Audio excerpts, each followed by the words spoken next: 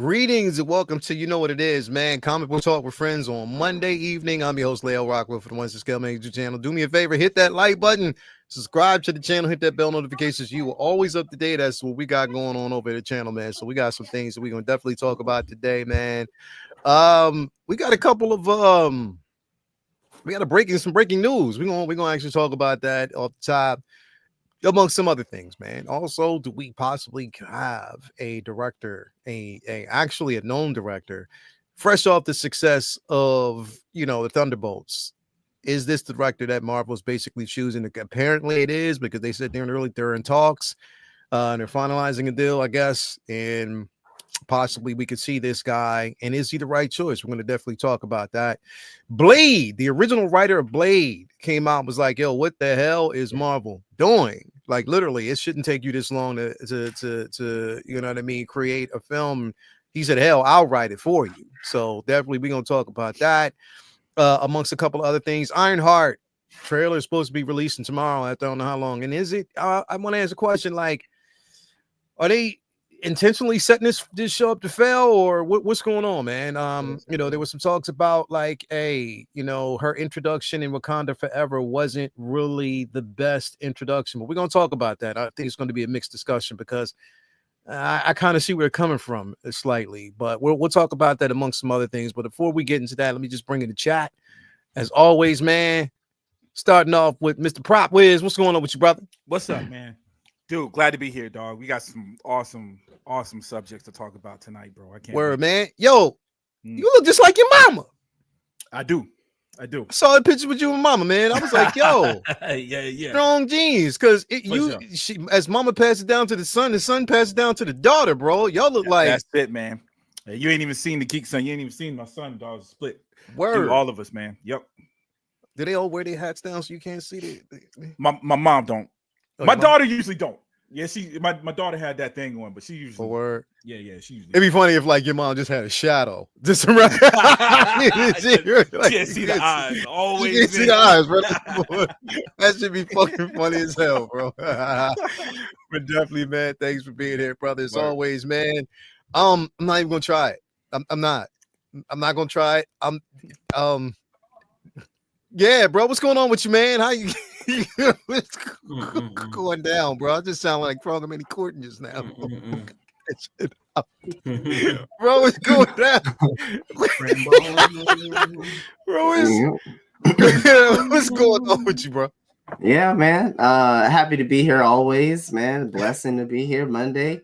Here with my partners, getting ready to talk about some good pop culture stuff that happened over the last week. Yes. But yeah, man, I had a blessed weekend. Got a nice figure in. Took some great pictures of it. Oh, that's right. Anakin.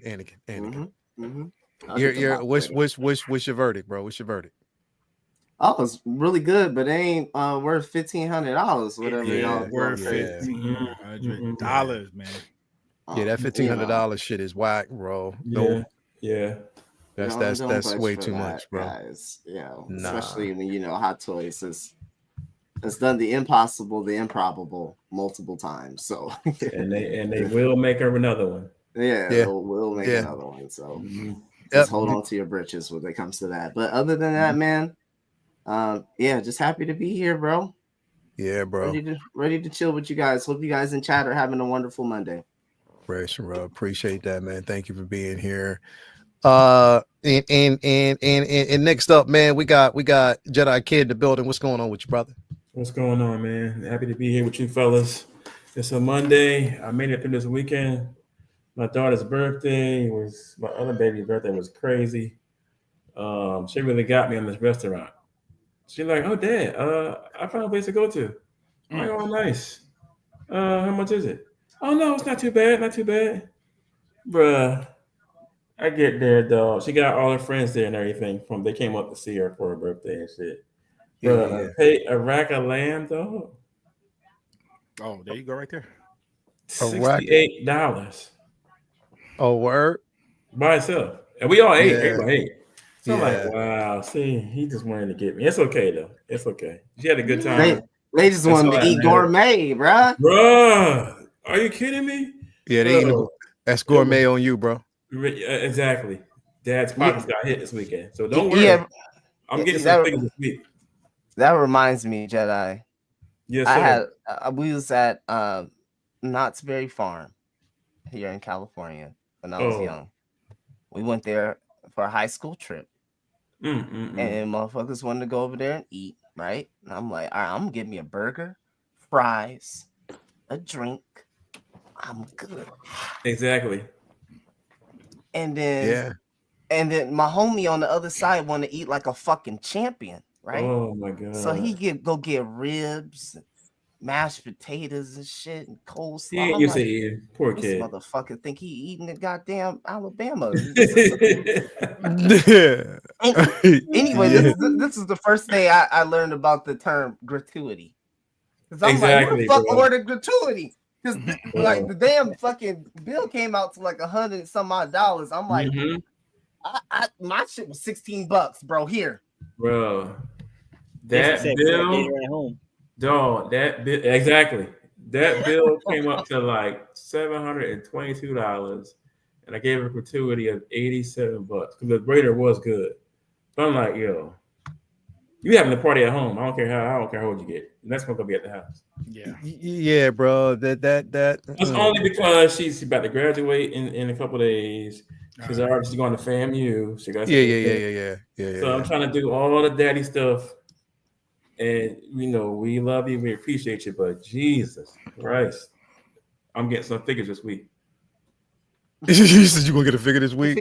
He said I'm leaving. Figures. Figure.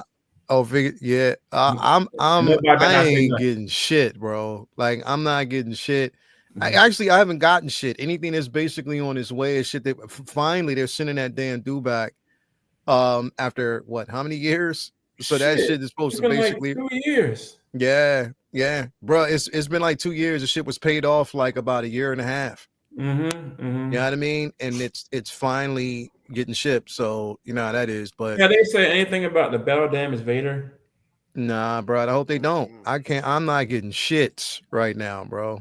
I'm almost in a rumor to share, but we probably can share that backstage. There's nothing substantial to talk about on. No, I want to know about that rumor, man. We're gonna talk about that in just a few seconds. We're gonna do that. But before we do, man, let's get on. Come on, man. So, ladies and gentlemen, just to let y'all know, Vinny's been tired, not just working, bro, but renovations. So there's been an extension to the crib. If y'all actually go over there.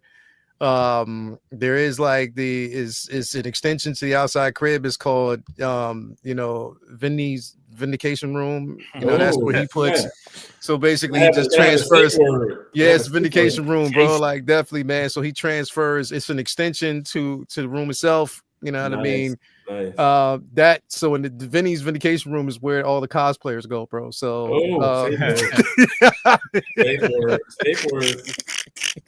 Like yellow, bro. It's always room for more. I'm a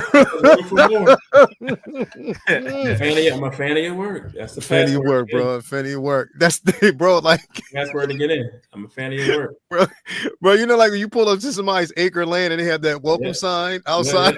Yeah. To get in, you gotta be a safe word. I'm a fan of your word, bro.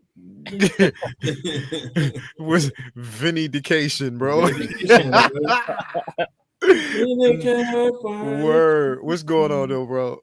Oh man, I'm just beat. Long day trying to fit in as much work with my regular job as I can. Get ahead of this rain because this weekend I'll be in Fan Philly Expo. So once again, if you're in the Philly area, want to come check out great con, check out Fan Expo Philly, and I'll have a double table booth over by the comic creators. So I'm looking forward to that show. Been doing a lot of work to spruce up the setup, and got a bunch of new stuff on the way for the con. So I'm excited for that. And other than that, man, just been working and drawing. Got new pieces that I'll be debuting throughout the week here, and then I'll be updating my site soon. And I'm behind on reading, so I got a lot of reading to catch up on. So I'll be doing that. But this weekend was mostly just work, and then time with the family for Mother's Day, and that's about it, man. I haven't had much time for anything else, so I'm looking forward to talking comic book talk with friends tonight, and having a minute non-work related stuff to yeah, bro. Yeah, bro. Always a pleasure. You know what? In a non Star Wars related non comic book talk with friends relation space. I can't wait till tomorrow, bro.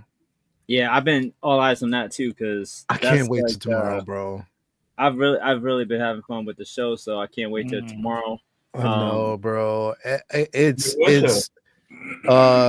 Andor, bro. Bro. I am absolutely loving the show, bro. Like, bro, I what you looking at, bro? Dog. I can tell when you looking at my eyes, bro. Yeah, what you looking at, bro? Diddy is a wild boy, son. Yo, Puff Daddy. Yo, listen. Yeah, the shit just came across about what they were saying in court today, testifying today, right? Diddy allegedly used to pay escorts and force them to urinate in Cassie's mouth as she choked, according to federal prosecutors. Wow. Jay, let me tell you something. Oh my God. His lawyer quit. Listen, Jay. His lawyer quit about a month ago. Yeah. Because it was too much. This is the man who was the Osama bin Laden lawyer. Yes. Jeez. Bro, you know if you quit. And when bin Laden's lawyer is like, y'all. Yeah. I'm so sorry, y'all. I'm off topic tonight. I ain't even see this shit, so my bad, bro. This shit, bro. Biggest day, bro. Diddy allegedly used to pay escorts and force them to urinate in Cassie's mouth as she choked, according to federal prosecutors now. Yeah. It's the feds. This motherfucker is wilding, dog. Like, I mean, he like a zoo animal, bro. Yeah. I thought R. Kelly was bad with the piss on you, but he pissed it in her mouth. Bruh, he make R. Kelly look like a saint. Yeah, like the stuff that I heard so far, bro. And R. Kelly, and we already know the situation with R. Kelly's bad. This dude, bro. Yeah, like that's look at Charlie going, oil me up. Yo, your boy Diddy was wild and Charlie. That boy off the chain. Yoda, my bad Monday. Word, bro. I ain't even mean it. I put up my phone. My phone went off like oh shit. Uncle Ben.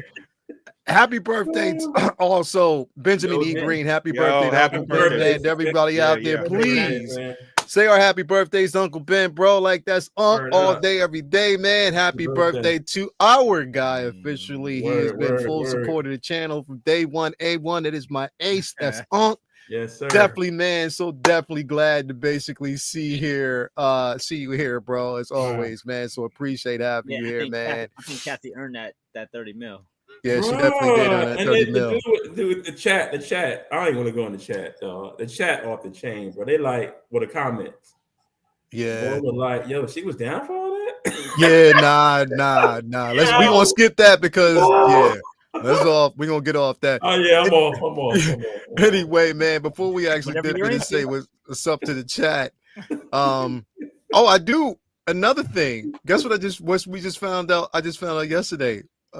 So Amber Heard just came on and said she got twins, bro. I saw that. Oh yeah. She dropped she got twins, bro. She got twins.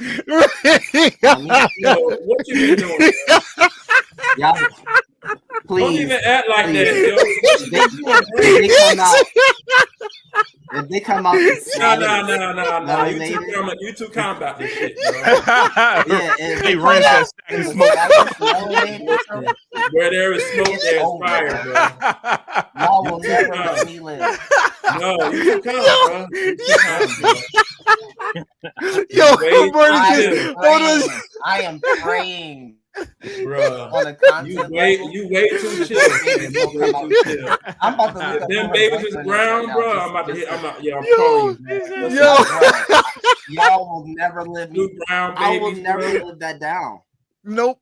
Bro, I will take like 4 Mondays off. You way too late, Matt. Yo. This is why you've been missing the shows on Mondays and everything.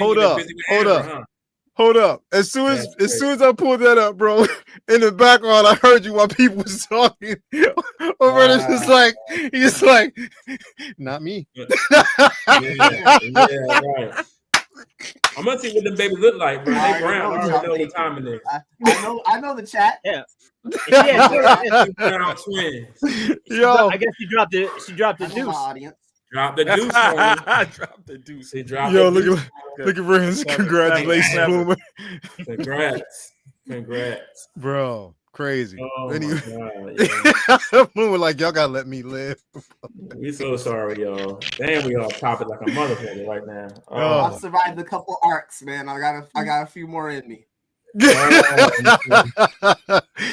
Bro, anyway. Yo. What that picture that Renz did of him and Amber, that shit was funny as hell. I got it. It's over here. Oh, you got to post that. You got I got the actual picture. Oh, you got the picture? Yeah, he sent it to me, bro. I got the actual picture.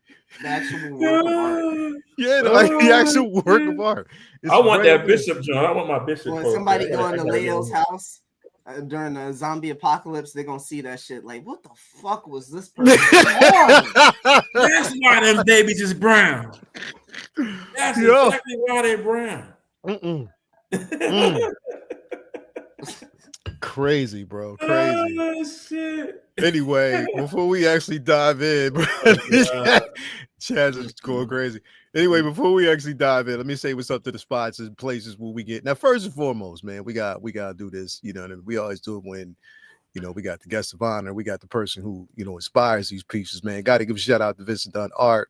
Yeah, if you actually are on his Instagram page, make sure you're going over there. The link to his store is on the actual page, man, where you can get a lot of his art.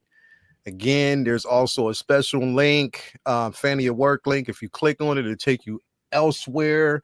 Vinny gone, man. Tell him what to expect, bro. What you say? Ain't nobody peeing on you now. Don't worry about it. Yeah, feel free to hit up the site. The link is on my IG. Visit dunart.stormv.com, and as always, prints are buy 2 get 1 free for regular prints. All kinds of stuff on there from Star Wars, Lord of the Rings, etc. And new stuff coming all the time. I'll have all this and more with me at Fan Expo Philly, and then if you can't make it, feel free to hit up the site. Got everything that you need. If you don't see what you want, hit me up. Does commissions as well. Yeah, Charlie, that's right. Hint, hint. But if you need anything, just let me know. Otherwise, appreciate the love.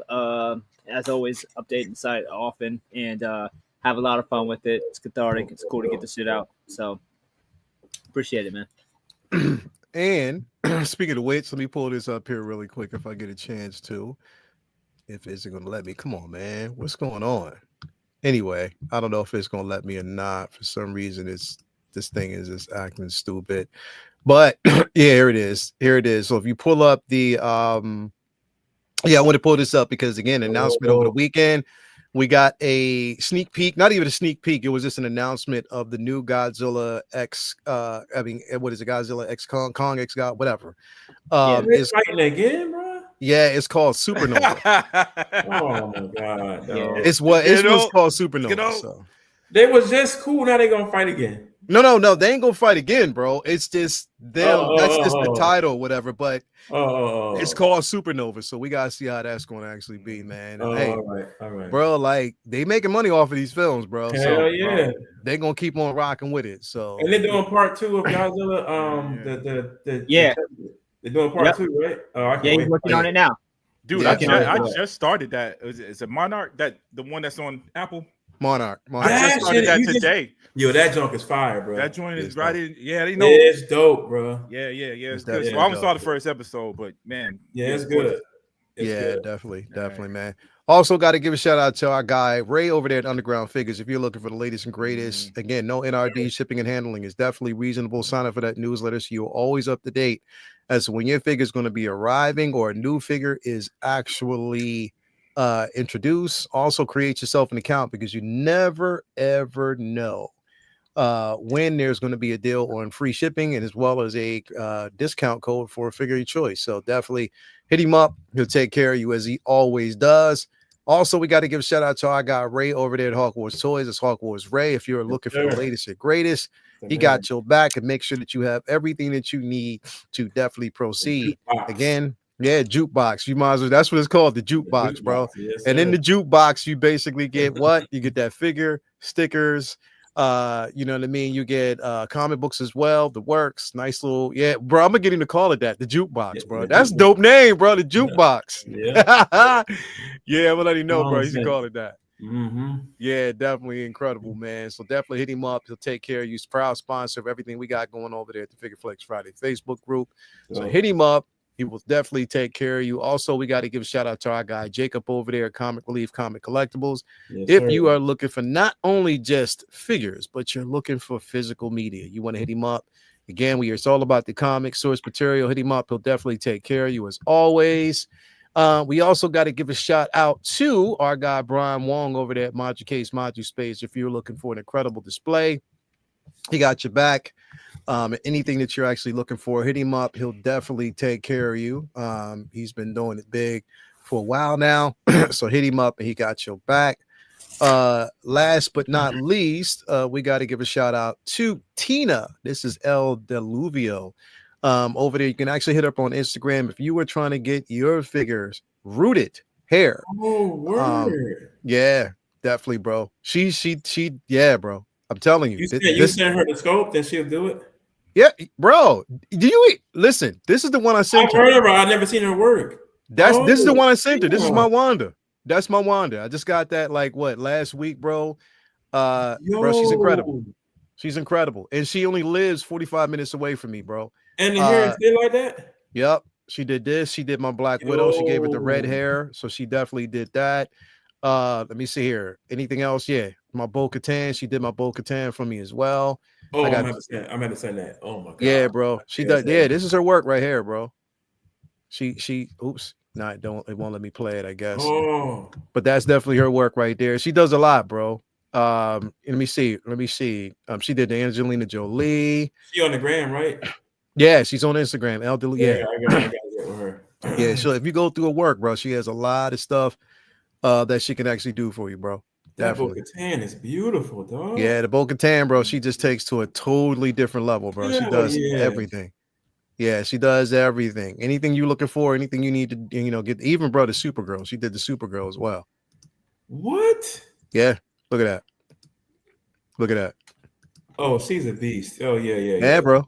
Yeah, she hooks it up, bro. She does such a good job. I think this is the back. Look at the hair. Look at the way that looks. Does she tell you how to keep it like that? How to take? Yeah, bro. It comes packaged with the instructions and everything that you need, bro.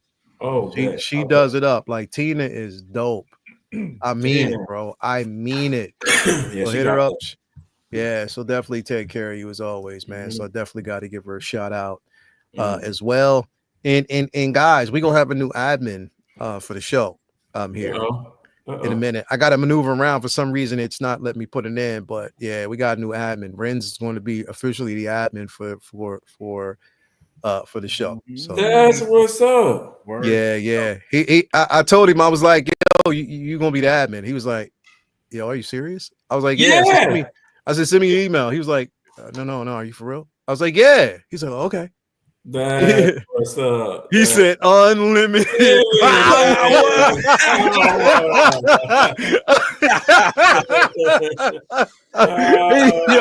Yo, he just wanted to know if he could hit send on that text. Like, that's it. Unlimited power. Yeah, bro. He gonna have that blue rinse. I can see him right now, bro. He already ready. He ready right now. He ready, bro. He ready. Once I put that in, bro, it is game. Rent Patine is gonna be chaos, bro. What you say? Rent Patine. He's gonna come in and fuck shit up. Rinse Patine. That's it. He's scheming already. That's it. Pure unlimited power. Look at Benjamin Girl. Pure unlimited power, bro. Like definitely, man. So you already know. He said, I'm the admin.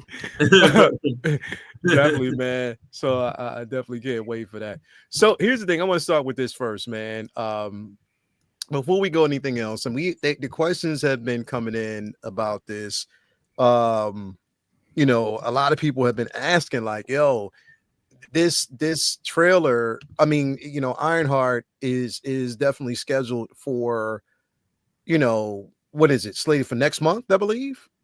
Yeah, that they're supposed to basically release it, and we hadn't actually got a trailer, and people were like, yo, what's up, like, what is the deal? Now here's the thing, and I want to ask you a question, because this is what's been floating around, and I want to kind of know what you guys think about this and how do you feel about it, because it is something that begs a question. Do you think that her introduction, especially in the cinematic world, her introduction into actually coming through from Wakanda Forever, do you think that was a successful introduction, or do you think that it was lackluster and they could have did better with her introduction? Hence, two-pronged question. Do you think that her introduction was good when it comes to the cinematic universe and how she's going to actually have her own show? And do you feel because of the lackluster promo that they're setting this up for failure? Jason, I'm gonna start with you, bro. What do you think? Yeah, bro? I feel that Wakanda Forever should have done her a lot more justice. I think the suit that they put her out there with was this. Let me tell you, first of all, I love Riri Williams in the comics. Her suit in the comic books is what I want to see on screen. Mm-hmm. The streamlined suit, like Tony's suit, but it's the girl version. That's what we need to see. All this red and blue and white. What the hell? Like, it's like something from like the Power Rangers. Like, that's not what Riri built. You understand what I'm saying? So I don't feel they gave her the right push off from Wakanda Forever. Now, for them to announce the TV show and not have a trailer yet, come on. And you still got these big behind shoulders on this suit, bro. That's still the same whack behind suit. She should have been streamlined the suit by now, though. Like, I just don't like how they're doing her, man. And it's no hate on the actress. I think that the actress is a perfect representation of Riri on film and on screen, but her suits that they're giving her are like trash, bro. Like, give her what we want, what she had in the comics, just like they did Tony's suit. Tony's Iron Man suit was almost spitting him as what's in the comic books. They did the same thing with her. You know what I'm saying? She's just as smart as Tony is, or smarter. You know what I'm saying? So she can build a streamlined suit by now at this point. But the way they're not having any kind of preview or a trailer for her right now for TV, I think is a setup, bro. Like, I just don't like how they're doing these kind of characters, brother. Her lady, it's just like, what is Marvel doing? Yeah, like I don't know, man. Yeah, it is questionable, currently right now. Herberticus, what's your thoughts behind this, bro? Do you think first of all, are you excited about the show? What do you think about the handling of the character, and do you think it'd be a successful show, or you think they set it up for failure, bro? I am excited for the show just because of her progression. I think they're slow rolling her progression in the comics because of her amazing intellect. She was able to jump over some gaps that were already kind of laid out for her, which you can say are already there for her now in the MCU, but they're kind of handling what has happened to Iron Man's tech a little differently. The dissolution of Stark Tower, dissolution of Stark Industries, a lot of that stuff is kind of being phased out. So they haven't really answered the question of what's happened to Iron Man's armors and technology. They haven't answered that. I don't think any of these mediums. No. So I think that opens up this show to answer that for us, and to have that kind of boxed in with this narrative for her growth. Seeing her in Wakanda Forever was pretty cool, in a comic book novelty aspect of it. But I have to agree that there were so many other stronger plot lines, real life plot lines and Exactly. narratives, and also the things that we were seeing on screen were playing a factor into that. So she didn't really get as much time.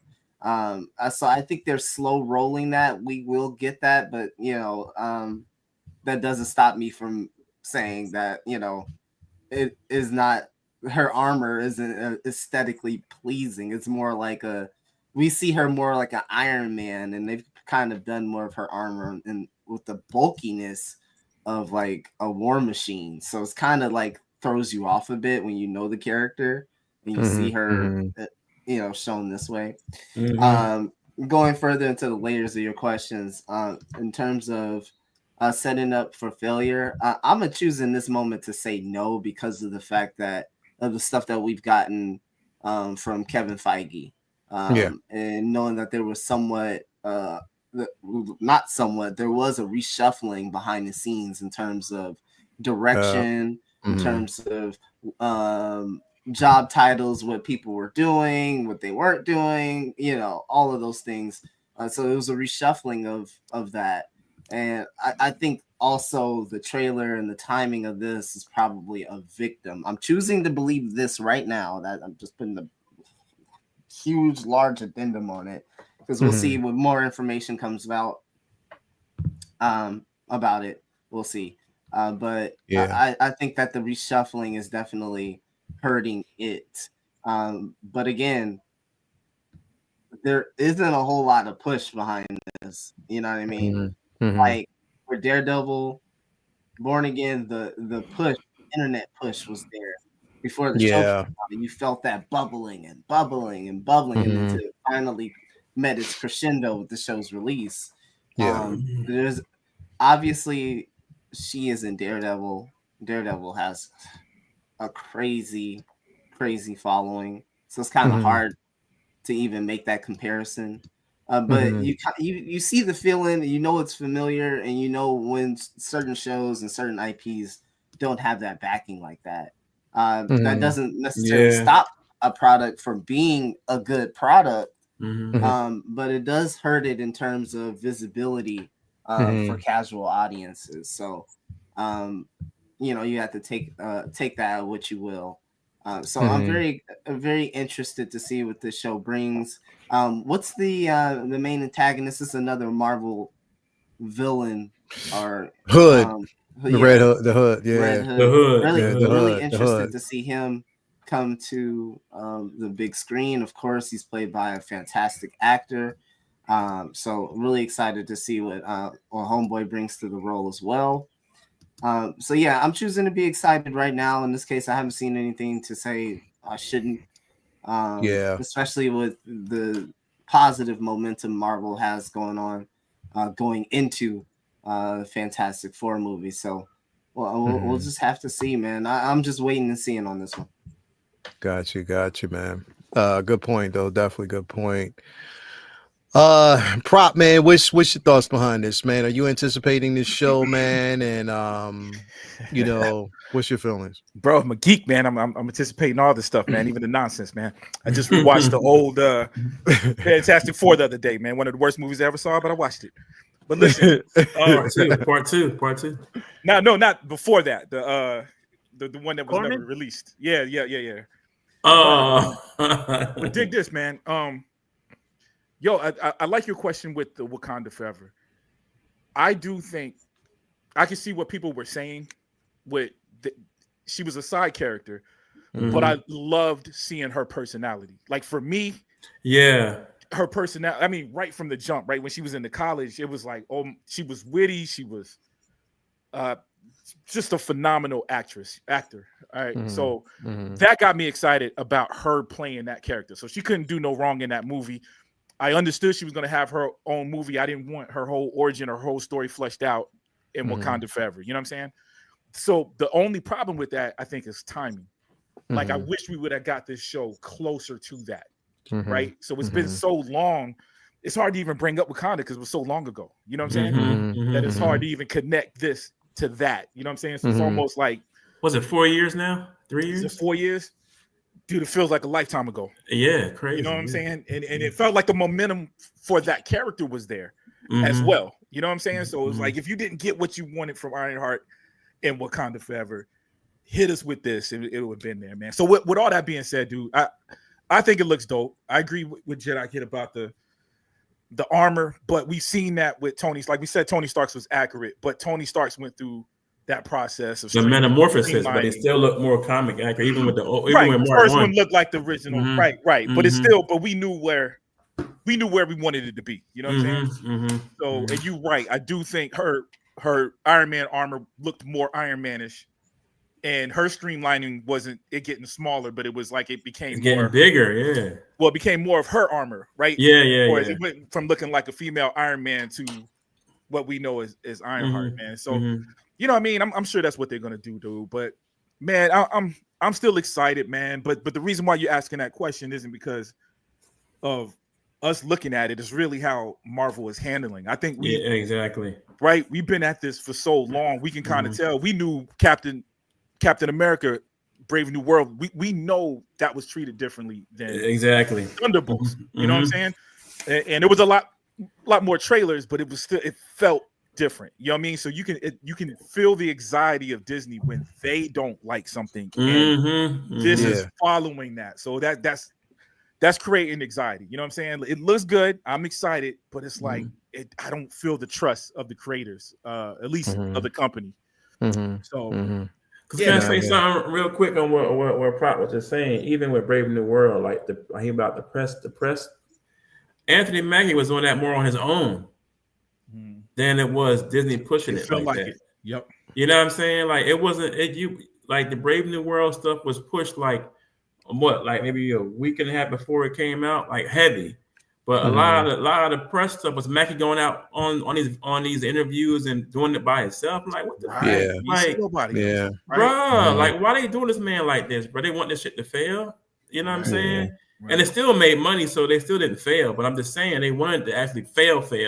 Because I feel like they didn't push no really press until maybe a week before it came out. I think part of it is just like they don't want the press budget to overwhelm and go overside the movie budget. But they did it for Thunderbolts. They did it for Thunderbolts early. Is that a better forecast? But Captain America, but you got to add that Captain America had the reshoots. So you already dug into the budget. So you already got this movie that was 2 times. They're disputing that. Yeah. But it was at least, I think it was twice. Like they made 2 movies. They spent the money of 2 movies. But because of that, you make him do all the legwork by himself? Exactly. You know what I mean? That's foul, bro. And it's their trust, man. And don't add up. But there's some things that I think what Prop is saying, what I'm trying to say is that there's some things that factually you can look at and be like, okay, this isn't that. I think I part of me, and I'm gonna get to Vinny here as well. I think part of it is that they don't want it to get mixed up with the Thunderbolts hype as well. Because the Thunderbolts is basically riding, and I get that. There's been an announcement, also from Kevin Feige that, again, the Vision Quest is going to be the last TV show that's going to introduce a major character. You know what I mean, such as Vision. So there, a lot of these, a lot of characters that, like this, a lot of your side characters are going to be introduced, even though for her it was totally different, just like Vision was introduced on the cinematic screen first. It's going to be a little bit different. Vinny, what do you, first off, how hard was it for you to give her grace to get out the room? But other than that, like, how is it that, how do you think this is going to go? Is it going to go according to plan, or, you know what I mean? Are you excited about the show, or do you think it's just like what's your feelings behind it, bro? Well, I mean, I didn't know it was going all the way over Wakanda, so that's a longer trip than I expected her to take. But exactly, bro. Exactly. uh, the irony of Ironheart is Marvel has shoehorned and forced Tony Stark into every damn character's true. side story, That's except true. for the one fucking character who he does have a direct tie to that's supposed to be integral to her, origin story. So you force him into Ultron, you force him into Spider-Man shit, you forcing him into maybe Doom shit here, but she was supposed to, have Tony as a mentor, and An that AI type was, too. the goal of Brian Michael Bendis and Mike Deodato when they created her as a stepping stone, as a gateway. Like they didn't just throw Miles at us for like nothing and just say like it because he's not, like it because he's black. Don't, you're racist. They made it organic, made him work with Pete, made him beloved, and they spent a lot of time, working on the writing so that way you grew to love the character. And I feel like Marvel does that sometimes. It's like, hey, here's a new character, and they're different, and if you don't like them, you're fucked up, and we're not gonna spend the time to grow this character and have feats and have them have big stories and have them have big moments. We're just gonna tell you Moon Girl's the smartest person in Marvel, and if you say Reed is, that's because you're racist. It's like, nah, there's 60 years of Reed stories, and I think that there's some people who kind of like, without taking any actual bigotry out of the equation, have issues with some of the new characters like that, because Marvel tries to shortcut sometimes, and instead of like writing strong stories, instead of building these characters up, instead of cross promoting them, instead of putting in the work, they just like announce that someone's this or that without doing the work. And I think that at least in the comics, they did a lot of work to show her working with Tony and build her up. And I feel like even in the comics, they kind of gave up on her. I mean, Ironheart ain't really all over the place anymore. No, I'm pissed about that. And so, and like Pop said, she was introduced in a movie that was 4 years ago, and it's kind of not surprising that there isn't like a lot of, because this isn't a beloved or a generational older comic character that everyone couldn't wait to see. This is somebody who's a relatively new character. So there's not a lot of comic fans supporting this out of, like, we'll wait forever, like, to see Vision. Like, when Vision Quest is here, we'll be ready for it, because that's Vision. We've been reading him since the 70s or whatever. But she don't have that lineage. So they need to do everything to support and back that up and like prop her up. Like, they can't just count on source material. They can't count on her fan base, because how big a fan base could she possibly have? She's only been around for so long. She hasn't had very many runs. Like, this isn't a legacy character by any stretch of imagination. No. And you're taking her legs out from under her by removing the Tony Stark introduction. And then you kind of shoehorned her into Wakanda Forever in a role where she kind of clashed with who Shuri is. So it didn't really kind of make sense. And then you gave Okoye and what you call it, Nubia, not Nubia, what's Lupita's name in the show? And oh man, they both had armor. Right, yeah, so both had Iron Man tech, kind of, sort of. Yeah, almost. They both had armor too. So everybody had armor, and Shuri's smart too. So it's kind of like she got lost in the shuffle for me. I wasn't really sure that they needed. She seemed forced into that film, so that way they could just say that they used her without Nakia. Thank you. Nakia, I didn't make sense. Like, you had the midnight. Like, if she was just working on her own tech and wasn't ready, and she maybe like made the Midnight Angel armor better or something like that. I don't know. But I don't think that they've put their weight behind this for multiple reasons. For like I said, it's just not a character with a strong support. I'm surprised it got its own show, to be honest. I think this would have been a perfect character to piggyback in other shows. And then test the water and see if fans were, how fans were reacting to her. Because if they had, this would have been a character that got a show from fan feedback, from people loving her. Not every. I mean, one of the things I do not agree with Marvel with, the quantity issue, but this is one of those where this is what people are talking about, like how much, do they really think about who's getting a show or who's not getting a show. So I'm excited for it because I like the character.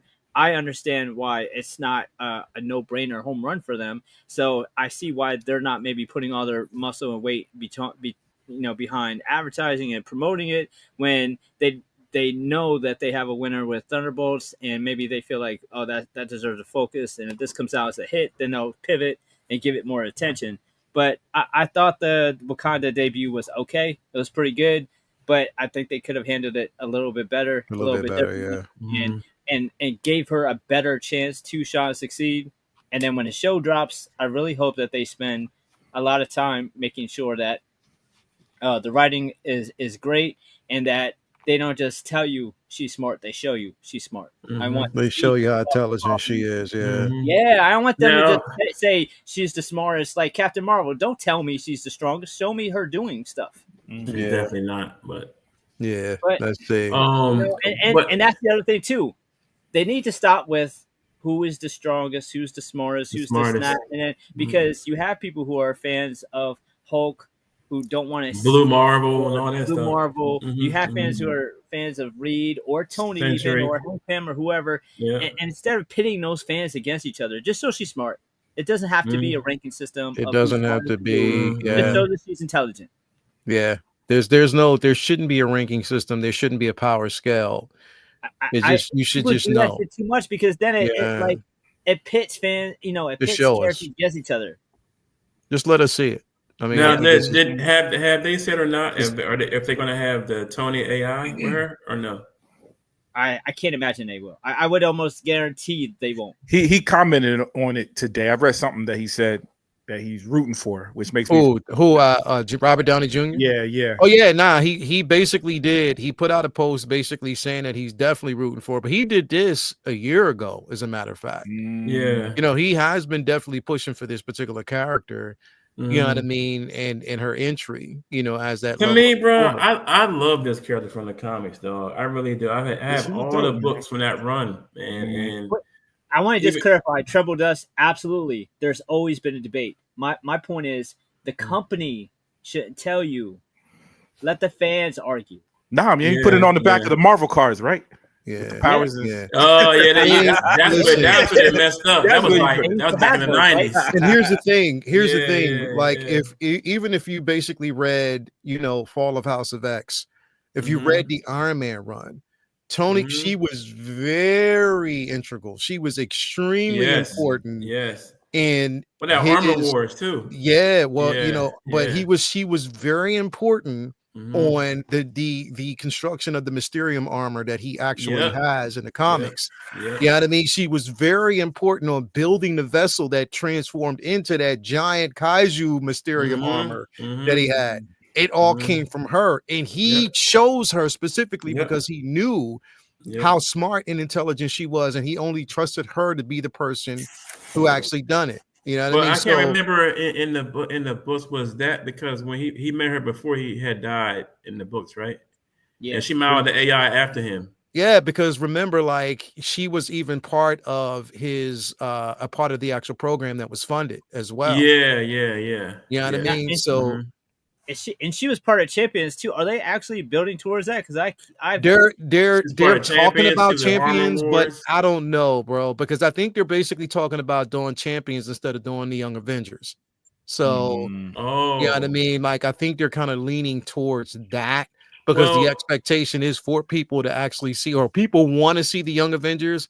Yeah. But I think that they're trying to build towards Champions because they don't want to set a specific age range with that group. You know what I mean? Is the Armor they're all already too old to be the Young Avengers. Exactly. Yeah, they're old now. They're way too old to be the Young Avengers. So if they actually start with the Champion line, I think that would make the most sense. I would definitely have wanted to see her go from this, especially be a part of Armor Wars with Don Cheadle if they would have done it. But I think that movie's been shelved. That's scrap now. Which It's is been crazy shelved that right now. Yeah. Damn, dog. that's what I mean. Like they got this. How did this make it? But Armor Wars didn't. That's what I'm saying, bro. And in Armor Wars, that's where you first see Riri because she builds that armor in her college dorm. What the hell? What was that? What was that? You heard that echo? Yeah. I'm up here promoting. So my bad. Promoting the show. And y'all all right.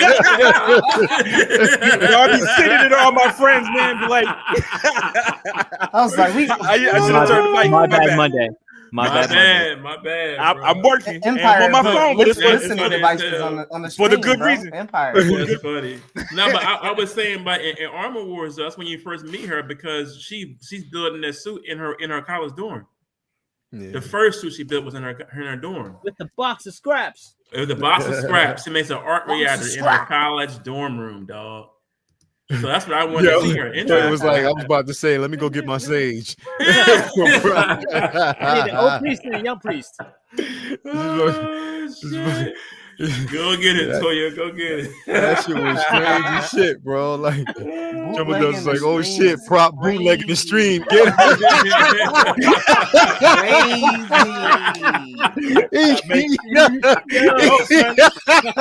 I got plans, man. Go bootlegging, Hey, chop it up in a little footage. Yeah, baby. Making them CD. Bro, is you pulling the rerun that did the Doobie Brothers bad back in What's Happening days, bro? Oh, this boy pulled out. What's happening? Damn, bro. Is you trying to Doobie Brothers, man, bro? They don't know that about that, man. They don't know who the Doobie Brothers are, bro. They ain't know who Michael McDonald is, dog. They don't know who Michael McDonald is. What did he say? What's Happening, Doobie Brothers episode? Yep, that's bootlegging, bro. Yeah, if you know, you know. You got the reruns on the low. Yo, Rerun got hit by the fans and everything in that show. Triple Dose is like, yo, you ain't right, Rerun. Oh, shit. Yo, if you know, Yeah, you reruns know. on the low. No, dog. Oh, man, bro. Yo, Trimble Dust was right there with me in that moment, bro. Oh, man. Yo, that is what's up. If you know, you know, bro. That's Hold up. damn. Whoo, that's crazy. Yo, don't play it. Don't play it. Don't play it. Don't play it. Don't play it. No. Don't play that. Don't play it. Don't play it. I can clip. I copyright. Yeah. Now we know why you got to bootleg it because What a fool believe, bro. What a fool believe. What a fool believe. Hey, yo, hey, Vince. Tony Baker, bro. What a fool believe. In the alligator, yo. Damn. do it again. Grab him and hold him. Just grab him and hold him. Grab him and hold him. Just grab him and bro. I'm trying to get Roberticus to do animal voiceovers, bro. He'd be perfect for it, bro. man. Oh, God. If you did animal, man, you talking about you gotta do it, bro. Right, man. But you talk about copyright. That ruined. Tony Baker don't do them anymore because of that. Yeah, he don't. He stopped it. Yeah. He put out a message. Every time he did it, he would get a copyright strike because of it. Yeah. For the animal voiceovers? Yeah, man. That's why you don't see him as much. Yeah. You don't do them anymore. They live on YouTube. They don't live on his channel. Yeah. Wow, that's messed up. Yeah, so you can't even mimic an animal. But you heard what YouTube did now, though, right? What what YouTube, just to kind of put this out there, what YouTube is doing. They did this. I guess they started it like a couple days ago. So you can't take someone's material and try to make it your own anymore. Also, you can't be a channel that promotes fake trailers. If you do it, they'll suspend your monetization. Does this mean you fake trailers? Wait. Does this mean that we're done with the people going, at watching another video and like just laughing at not someone well, here's the They're thing. probably trying to target that. I do hate those, but not. I don't think they've doing those yet. So there's a Nah, they can channel still that's do it. basically been hit because what they did was it was a fake Superman AI trailer that was actually, because you know the trailer comes out this Wednesday or Thursday, whatever. Wednesday. Yeah. So what they did was they created a stream, or they actually created a video on YouTube saying that this is the real trailer, but it was an AI trailer. So the channel, which has over 100, I think 158, I think how many subscribers? I think they got a couple million subscribers, got demonetized. Whoa. Yep. They suspended their monetization. Yep. Wow. Just from one fake trailers. Yep. They are cracking down on Bro. fake ads. Yep. Trimble Dust. Yep. Oh, word. They cracking down on that fake trailer. But what if I they're hate parodies? What parodies? I don't think so. Basically, I don't think they're doing the parodies. It's the fake ass trailers when people say, so put it this way. If you label it parody, if you say that, you have to say that that's what it is. You can't say that this is a real trailer because it's a bait and click type of situation. A lot of people they'll put different clips together and then act like that was an official trailer. That's a trailer, right. I hate that shit too, bro. Yeah. That's like them boys doing parodies. What's it called? How It Should Have Ended. How It Should Have Ended. I don't think them boys funny as hell, though. It's funny. I hope they don't get rid of them boys. Nah, I don't think they're gonna get rid of them. But all right. Yeah, they ain't gonna get rid of them bulls, but you know, they what I mean, funny definitely. As hell. But the fake trailer shit should go. Yo, my only concern is what mechanism they use to track it down, right? Like that's where to me YouTube has been messing up, right? Because I can't even messing with the feds, bro. I've been using unreleased beats. I used to use my songs, right? Mm-hmm. I can't even clear my own songs to play on my YouTube page, on the Prop Wiz page. What? And it makes sense. It's protecting the artist, me. You know what I'm saying? Like it makes sense. But you can't use your own stuff on your own page because of the mechanism. All it is using that algorithm to hear it. It's like that's that. I'll try to clear it. Dude, it goes in the circle. You know what I'm saying? So it's not like there's no human element to it, and that always scares me when they tracking stuff. It's all AI. You know what like how do they know that this is a fake trailer versus what we're doing on our page? You know what I'm saying? Yeah, true. It gets muddy sometimes. So that's yeah. So I want to pull this up here real quick. You know, I gotta take care of my guy Oberticus. So I want to get his thoughts on this because they pulled this. Okay, here we go. So this has been a thing. This is like a little teaser. It's the first look type of situation here. The first look at Nicolas Cage in the upcoming live action Spider-Man Noir. Looks good. Oberticus, I don't know, because there's a teaser out there. Yeah, they just showed it. There's a teaser video, and that shit looks good as fuck with Nick Cage and everything in it. I ain't gonna put it up because I Vinny. I ain't say nothing. I ain't say nothing. We can't do that. You don't even know I saw it. I didn't say a word, Vinny. You know, them boys talking about it. I'm not saying. Yeah, we ain't gonna pull it up because Vinny's on there, bro. But this has been circling. Oberticus, are you anticipating this trailer? What are your thoughts about it, bro? I mean, are you anticipating the show? What are your thoughts about this, bro? And what are your thoughts about Nicolas Cage playing the actual character?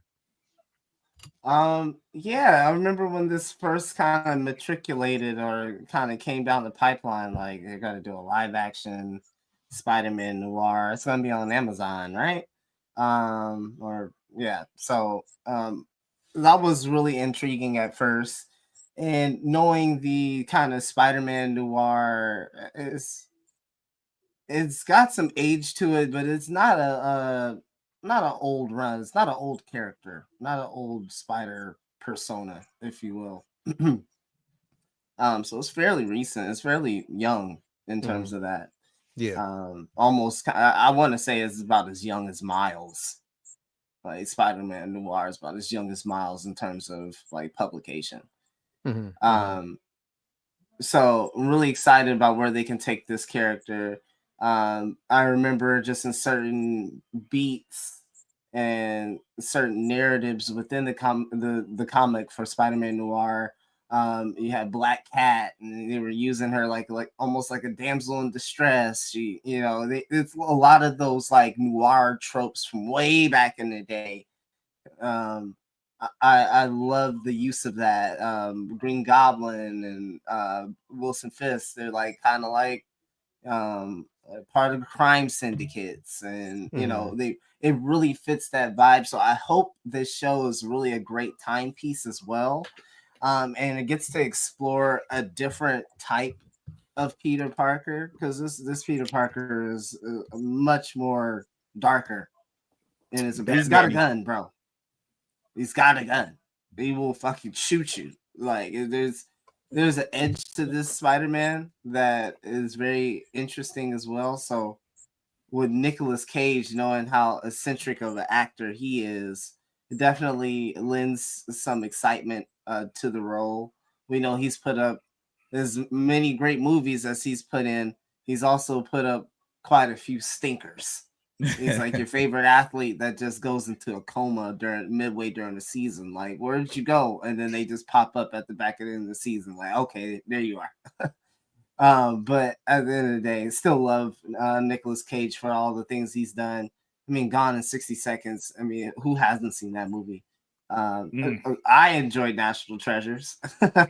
Nobody, everybody else, but I like it. It's good. Who didn't see? I like them joints. They was good. Like, come Con on. Air is classic. Con Air is classic. Oh, I got the boy upstairs. Oh, yeah. I got the boy upstairs. Yep, Yeah. I got him upstairs. I like that pose, yo. That is an underrated figure, bro. That joint is dope. One of the best that So has ever put out. I got the boy upstairs. Yep.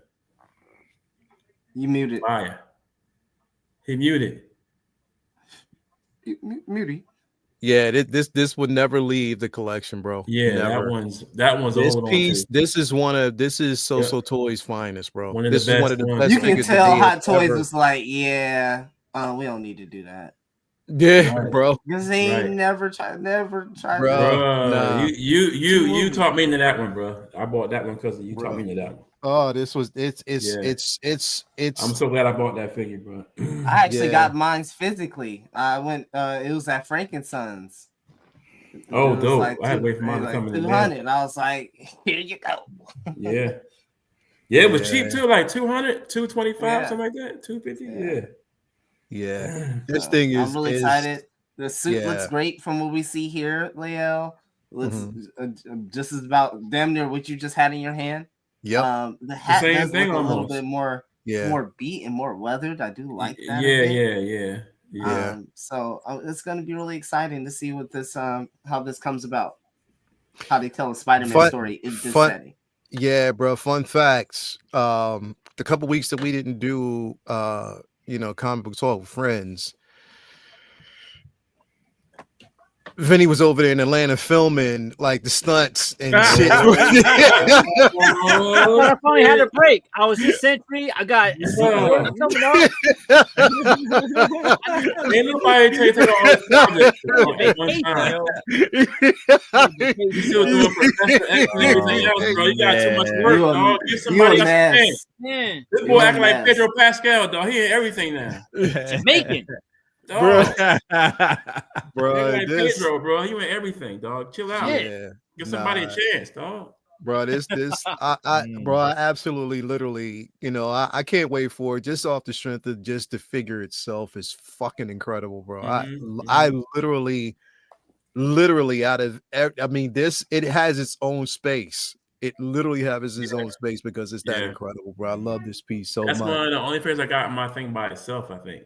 Yeah, it's definitely an incredible piece, man. But what you think about this though, Jedi Kid, man? You excited about this, man? Soups. I don't want to talk about it. I don't want to say nothing to get out that Vinny has not seen, so I'm trying to be chill. Okay, all right, never mind, man. Let me pass on you, bro. I'm gonna say Prop, man. What you think about this, bro? What you think about the Noir, bro? Bro, I'm excited, man. It's superhero stuff, dog. I'm Nick Cage is getting old to me. I like them doing the voice, but kind of apprehensive. I'm got to see that. Like everybody's saying in the comment section, man. Sometimes he turns it way up. I didn't like Ghost that Elvis thing he was doing for Ghost Rider, I wasn't feeling. But leave the boy alone, dog. Leave him alone, bro. Man, come on, Michael. The first Ghost Rider was good. He Don't said do that that. Elvis. Don't do that. You see, I didn't cite that in my diatribe. You gonna be like that about the first Ghost Rider was good, dog. Don't do that. The first one, I like the second one. I like the one he did overseas. The second one was trash. I heard that's what everybody say. But I like the motive. The special effects though. You fuck with the second one, Bruh. The special effects was better. Yo, hold that's on. undebatable. That's undebatable. But you like the second one. I like because of the special effects. I like the Ghost Rider in the second one. I understand what you're saying. It was a foreign movie. I know the Ghost Rider the second one head was big as hell. Like a damn bobblehead. I just want to be clear. Just because you make your voice high pitched don't make you right. I'm telling you, dog. Listen, when I go up octaves, bro, that mean I'm serious, dog. Yeah. I go up octaves, I'm serious. I'm serious. Listen. Let me just for the record. I don't think either one of those movies was good enough for me to argue with you. I'm gonna let you have it. All right. I'll take that. You notice I'm sticking with, but man, Nick Cage is dope, man. I'm looking forward to this, man. Just because it's stylized, though, it looks. I hope they keep it stylized. It seemed like I didn't see the footage. They keep it like that, dude. Then let's see what's up, man. When's it dropping? That's the question. When's it dropping? 2026. 2026. Yeah. I can't. I mean, from what I've just seen, it looks dope as fuck. I'm not going front. It really does look good. And the beauty with this is it doesn't ruin any. I'm not usually the kind of person that care about that kind of thing, but it's removed far enough to not mess up anything that I do like. Does that make sense? It feel like it's going to be its own piece that may or may not connect, but it's still going to be its own little piece. You know what I'm saying? So. Hey, it is a Sony property. So it is Sony property, but so I'm switching everything that I just said. It's a prime. It's Sony, but it's going to be on Prime, bro. So again, it's a series. Take it. Yeah, it's on Prime. It's going to be on Prime. So just take it with a grain of salt. But it could be surprisingly good, bro. I want it to be good. I want it to be good. Putting some good stuff on that. And the way it looks so far, it looks incredible, bro. Now you messed me up, bro. I didn't know Sony was doing it, dog. Yeah, it's a Sony property. But Amazon been doing good. Spider-Man. You don't think so? I think Amazon been putting some good stuff on it. Well, see, here's the thing is, bro. So here's the thing, bro. Like, they have. Here's the thing, bro. You should look, if it's going to Amazon, it's a safe bet. If this shit was going to Netflix, that's when you worry. Yeah. Oh, yeah, because Netflix got too much shit. That's when you worry. Because that's where they basically push shit out there, to die in a graveyard, bro. That's graveyard shift over there, bro. Yeah. You're right. Obviously, they feel those as though they have something with this, bro. So we just got to kind of wait and see where it's at. Vinny, are you? I want to ask a question, but I almost already know the answer. But I don't even know, bro. Man, look, I'm very conflicted because on one hand, Nick Cage is the most unpredictable person in the world. Like, you never know what he's gonna do. To me, all the shit that he gets for his style, when it works, it's phenomenal, and when it doesn't work, it's ridiculous. So it all depends on the director and who knows how to reel him in. Like, Nicolas Cage is the same person in every movie. It depends on the director focusing that energy into a good way or bad way. Because to me, Face Off is one of the best movies of all time. It's fucking insane. But there's 40 movies like it where he acts the same way that are trash. So it all just depends on how the director focuses that Nick Cage energy into something good or bad. The Ghost Rider films, I'm with Prop. The second one I felt worked so much better than the first because they didn't try to reel him in and make it a serious Ghost Rider flick. They made it a fucking they made it an abstract film.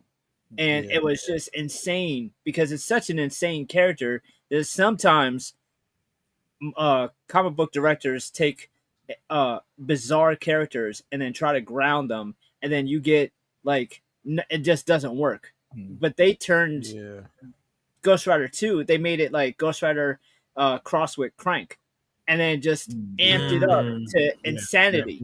And I think that's why that second film worked, because they just said, let's just go fucking all the way.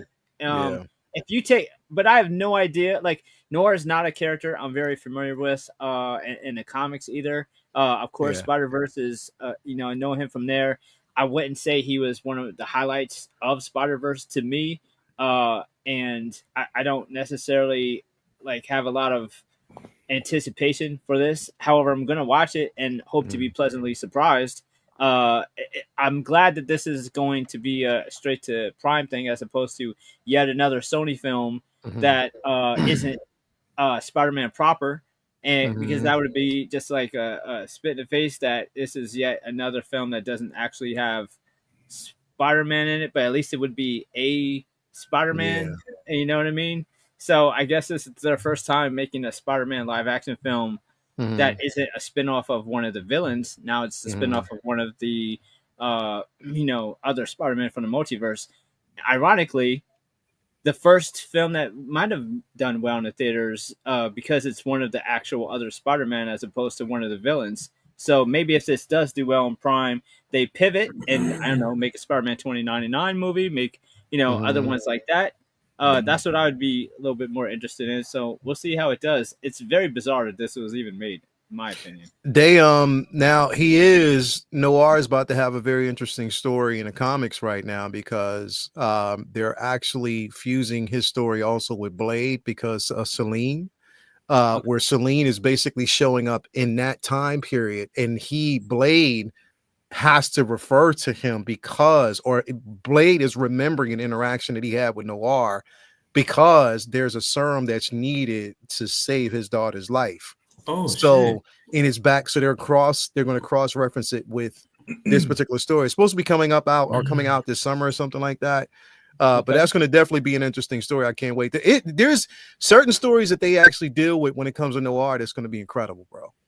I wish they would have had. There's a lot of stories, because the reason why I like this character, because he's not your typical Peter Parker. It's not your typical Peter Parker. It's the Noir is him as more of a detective character, but again, he has a gun and he's not fucking afraid to use it. The powers that he has, his sense and all that, just helps out in the long run.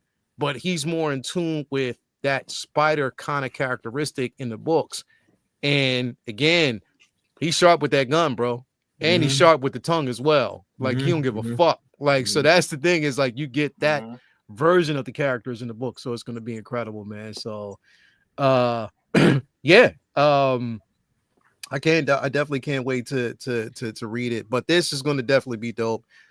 Can't wait to see it. And I can't wait to get Hoperticus's take on this, because I can't wait.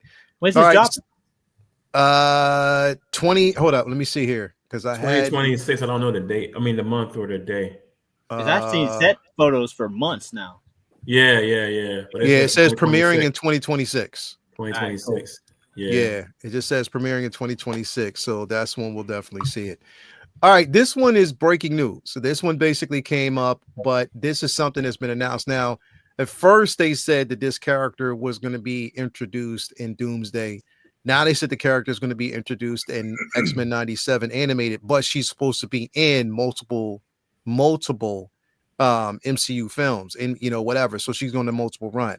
Now, again, Polaris being the daughter of Magneto, the true daughter of Magneto. When they made this announcement, they said that, because again, this is going around in trade rumors, but again, it's serious now that they're saying that she has been cast as this particular character. First thing people went to was age, but I think this makes perfectly good sense. It in my opinion, I think it makes perfectly good sense. Now, how she plays the character, again, I've only seen her in certain screen films and You know what I mean, and everything else. That's it. Outside of this, I don't know how else she's gonna but obviously they might see something in her. And I think the age tracks, considering the simple fact that we have Ian McKellen, who's still playing Magneto, to make her the daughter at her age makes absolutely good sense. But I don't know what she's going to do with this character and what their plans are for this character. So we just kind of have to wait and actually see, because I think did they tease her character somewhat in X-Men 97? I think they did. I think we got a chance to see her as a tease with Havoc as well. So again, I don't know how they're going to introduce it, but we just got to kind of wait. She's playing Polaris? Yeah, she's playing Polaris. The old version? Well, I mean, we don't know yet. I don't know, but it would track if she is playing the old version, it would make sense. Bro, how old is Ian McKellen, bro? You know what I mean? So for her to basically play the daughter, he's all the way up. You ain't got to put a number to it. He's all the way old. He's all the way old, bro, and he's still basically playing his character. So we got to kind of wait and see how that's going to be. You know what I mean? Oh, she's 52 years old. I know. And well, she's 52. And Ian McKellen is supposed to be playing in a new Hunt for Gollum. So that motherfucker's gonna be playing Gandalf until he's 115 years old. Yeah. That's crazy, dog. Yeah. So Vinny,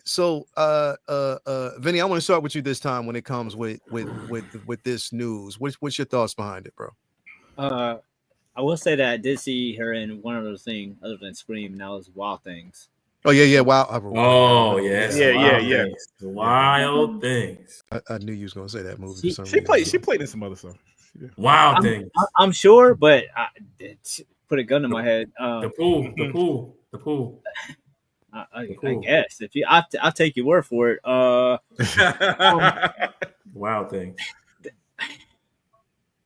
I'm tired of the Fox X-Men, so I already have like a gripe against the. I'm sure it'll make sense. I'm sure, but I'm just tired of seeing the Fox X-Men back over and over and over. They've had the Fox rights for like over 5 years now, and I wanted it recast. And fresh, man. We keep saying goodbye every year. I'm tired of them saying, like, we get it, goodbye. Like, it's an Italian, it's a black goodbye. Like, we're saying goodbye at the door for an hour. Go home. Like, let's see new Magneto.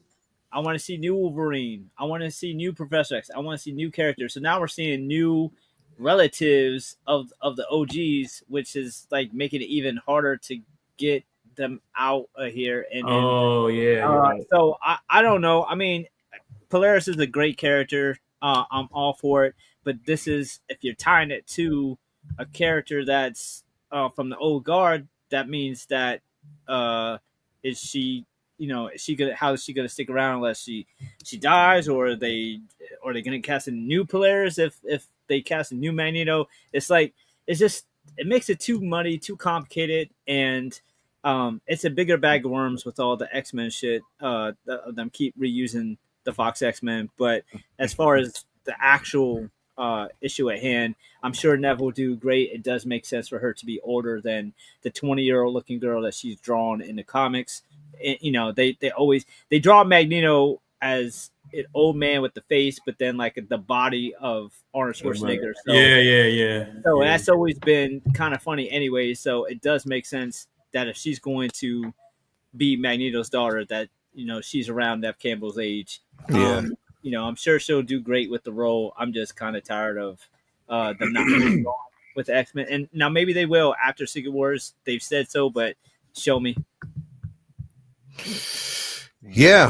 That's Oberticus, man. What's your thoughts behind this, bro?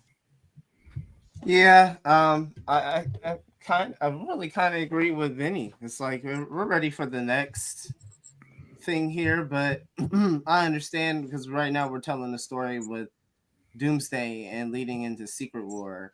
I think will be a lot of angry people if after that you're trying to still shoehorn people in from Fox. I think that should be it.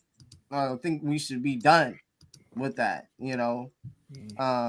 so that's the hope. I'm sure that she'll be able to nail the character. I know that the character means a lot in terms of X-Men fans, and especially the whole Magneto family dynamic as well, Quicksilver and Wanda. Yeah. So it's going to be awesome to see that kind of play out again. So I'm really excited about that, about the stories that can be told in this form, with all of these characters that haven't been brought into house yet, or are in house, but they're being written. They haven't been shown on screen yet.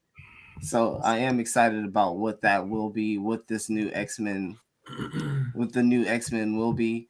But I'm hoping that this cast brings it for Doomsday and brings it for Secret Wars and gives us some things to remember as we make that jump into the future.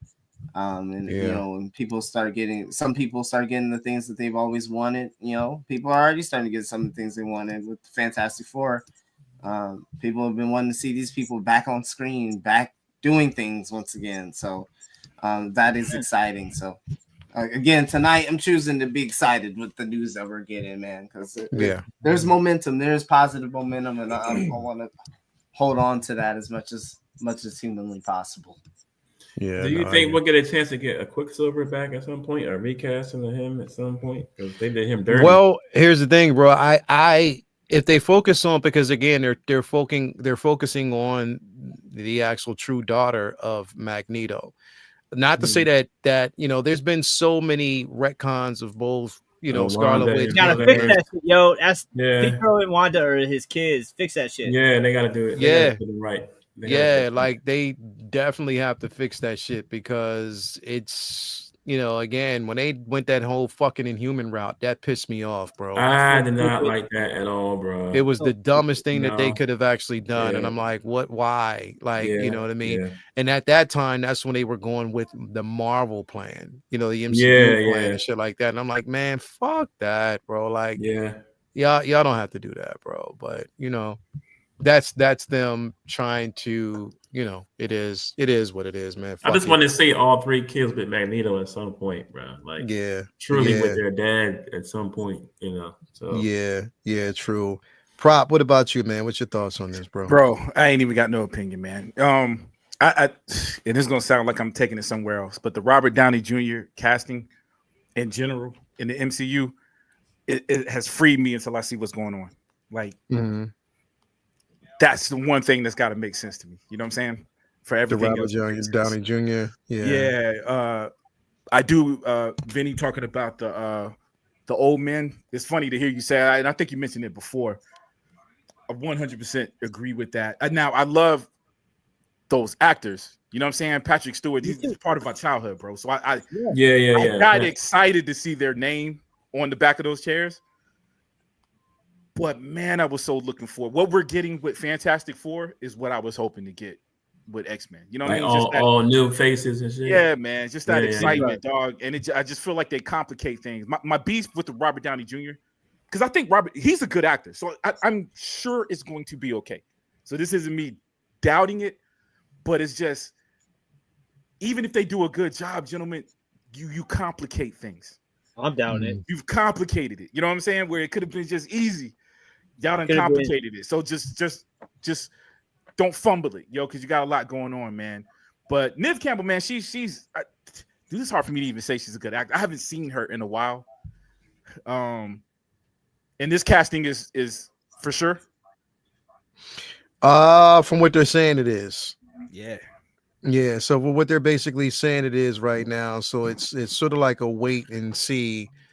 Once they announce, because I'm pretty sure you'll probably, because this was just announced like earlier today, so you're gonna probably see more with the trades, Hollywood trades, trying to talk about it, or it's going to show up on one of the shows tomorrow. So we'll see how that's going to go. I could see her in the outfit and with the green hair. I could see it. I think she can pull it off, bro, as an older version. Man, listen, if they can make if they can make Femke Jansen, pretty much the Phoenix. Yeah, true. That's true. Yeah. That's the other thing too. I'm tired of them giving all the OG X-Men the suits after years of just being in leather, and everyone's like, "Oh, cool, X-Men in the suits," and it's like, y'all didn't use them in the suits for 30 years, Right. save the suits for the new blood because they're gonna need fan support for people to appreciate them instead of just wanting the OGs back. But when they see the new blood, but with the suits, it would give you more reason to be excited for the new casting. So they're wasting that fan service on the old actors, giving them the suits. When imagine Well, what do you think? the first time you see the new Cyclops, if he had on the comic book suit, you would be so hyped for it. But giving it to James Marsden, who I love, like all the OG guys, they're great. Yeah. But, like, they don't need that shine. The new guys do. Well, what do you think about? Because they said something about X-23 too wearing the suit for the first time. That's kind of different because there's no old X-23. Yeah. Okay. Yeah. I want to see her in that suit, bro. Yeah. Dude, but that's the one that's going to be worth it. You know what I mean? Yeah, to see her in the suit. To see her in the suit, but you know, again, it's like we saw her whole metamorphosis into where she is now, bro. Here's the thing: is like, I think because we already know that the rumor is with all of this that this is a complete, you know, reestablishment. They're redoing the MCU, so they're going to, you know, this whole multiverse thing and everything that's going to happen with Doomsday. They're rewriting everything that we pretty much know. So again, I think we are going to see, like, you know, newer characters, a Quicksilver recast, and maybe you know, that'd be dope. Yeah, definitely. So I want to go to this real quick here. Vinny, take the rings on this. We got Mike Mignola. Mignola, I'm sorry, artist, comic book artist for, you know, definitely, you know, what we know as Hellboy. They did the Batman and Hellboy crossover as well, which was decent. You know, so, you know, again, you know what's crazy about his art, bro? He always drew him with like little shoulders, but big ass forearms and hands, bro. Like that's the original, you know. But I mean, that's his MO. You know what I mean? That's his work, man. So you can't definitely deny that. But yeah, Vinny, go ahead, take the rings on this one, bro. Yeah, Mike Mignola, he's the creator of Hellboy, so all the Guillermo del Toro Hellboy stuff is all based off of Mignola's comic that he put out through Dark Horse. It's one of the older, first more established, you know, creator-owned comics through the Dark Horse line that like blew up and became successful even before the big Image exodus from Marvel that created, you know, so many other well-known creator-owned properties like Spawn and so forth. The reason why I've always been like drawn to Mignola is his style is so different, and yet he made it mainstream with the dark noir type, you know, horror type style. And you know, comic books used to be very horror influenced back in the day, like, you know, years and years ago, and for decades they really got away from that with the Comics Code and everything like that. And Mignola, like, obviously brought that back with a like a passion for the, you know, the dark and fantasy, and he infused that with the Hellboy stories. And Mignola also, I sent this to Leo, like, he drew these infamous Death in the Family covers too for maybe one of the most, you know, obviously one of the most iconic Batman stories of all time, the death of Jason. Yes, sir. Hey, I'm ignorant to the fact, and I have all those books. Wow. Yep. I feel like it. Wow. Damn. Okay. Yeah, man. So this is where you called up, dial that toll-free number. To figure out whether or not you want him to live or kill that motherfucker. Kill that boy. Nah, man, that was crazy. It's such a wild move. I remember reading that comic in the back. It was like you could dial 1-800 number to decide if somebody was gonna live or die. I'd never seen nothing like my it. mom was mad as hell. She got that phone bill. Losing my mind. I was like, yeah, those are obviously iconic covers. One of the most famous Batman stories. And he did. It was really cool is that he did those covers, but and did a few other Batman stories. But Mr. Freeze. He's mostly gave all of his attention to Hellboy. He hasn't done too much Marvel and DC work otherwise. Some stories here or there, but for the most part, it's been his Hellboy stuff, and then many spin-offs like Ape Sapien and BPRD and, you know, etc. Different stories based around the Hellboy universe. there's rumors that Guillermo may come back and finally do the third one, but it's Guillermo, so I never believe anything that he's attached to because it always falls apart. But I would obviously love to see it. I even liked like the Hellboy, sequels. They weren't all great, but they were fun. The very first Hellboy movie was My insane. favorite one, bro. Yeah. It was like just something so different. Its own world, its own rules. It's very detached from everything else, and it had its own vibe and its own kind of sense of style.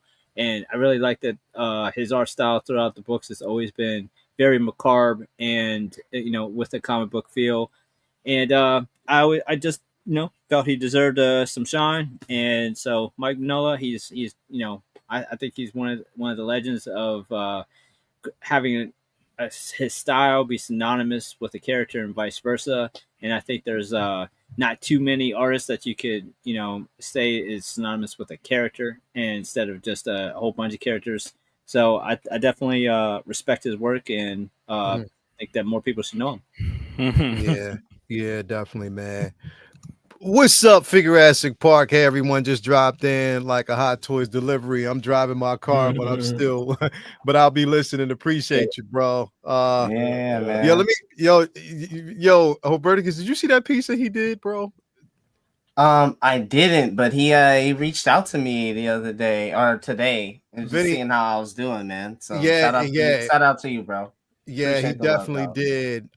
Vinny, I got to show y'all this real quick. When we talk about, bruh, we take, we talk about figure photography, bro, and for what we do and what a lot of collectors do, bro. Like, there's some very impressive work out there, bro. Bro, this right here. Now, mind you, this is figure photography. He just took it to a different level. Bro, look at this shit. Jesus. Come on, man. Yeah. That's him. That's Obi-Wan and the Crate Dragon? Bro. That's dope, dog. Wow. Yo, he took this to a fucking level that wow, bro. Yeah. Like, that's amazing. That's nasty work, bro. Yeah, that's nasty work, bro. And they got the mist, the rain mist coming down. Bro, like the lighting and how he's basically done this with figure photography, bro. That's like, awesome, man. Yeah, he's very That's talented, a 6-scale figure, or is that's a 112 scale? I think that's the actual Obi-Wan figure. That's the Wow, bro, that's fire. Yeah, he took this to I think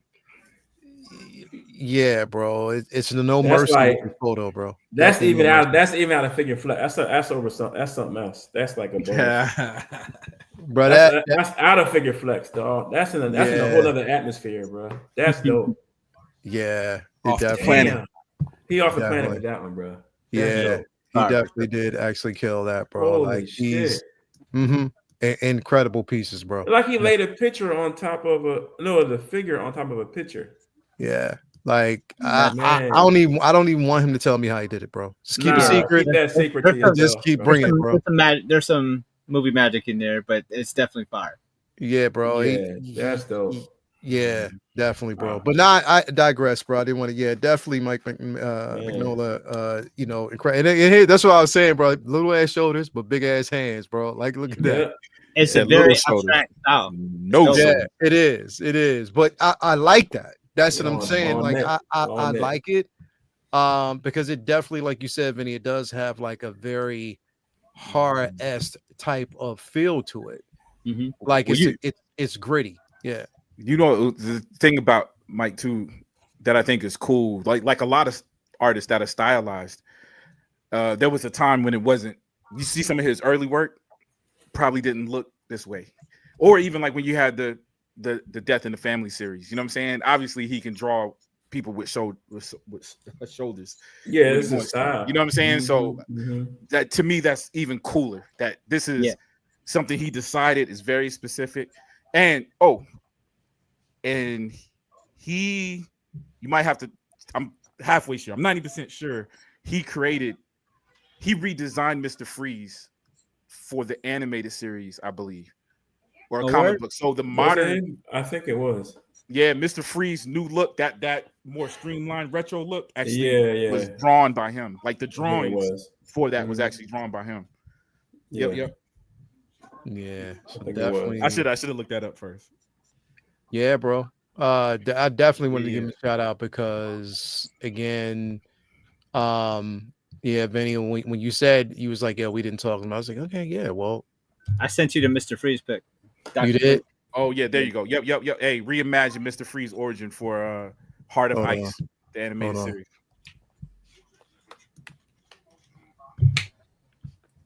That's my favorite version of Right. Mr. Freeze, dog. Come on. Mm, Yeah, that's me. That suit is cold, bro. I should never saw that. nasty. figure, bro. To props point, like he can draw regular anatomy. It's a Yeah. stylized abstract choice. Yeah, Like yeah, Hellboy's yeah. design with the top heavy and the skinny leg, like The skinny legs, it's yeah. supposed to look bizarre and fucking Yeah. horrific.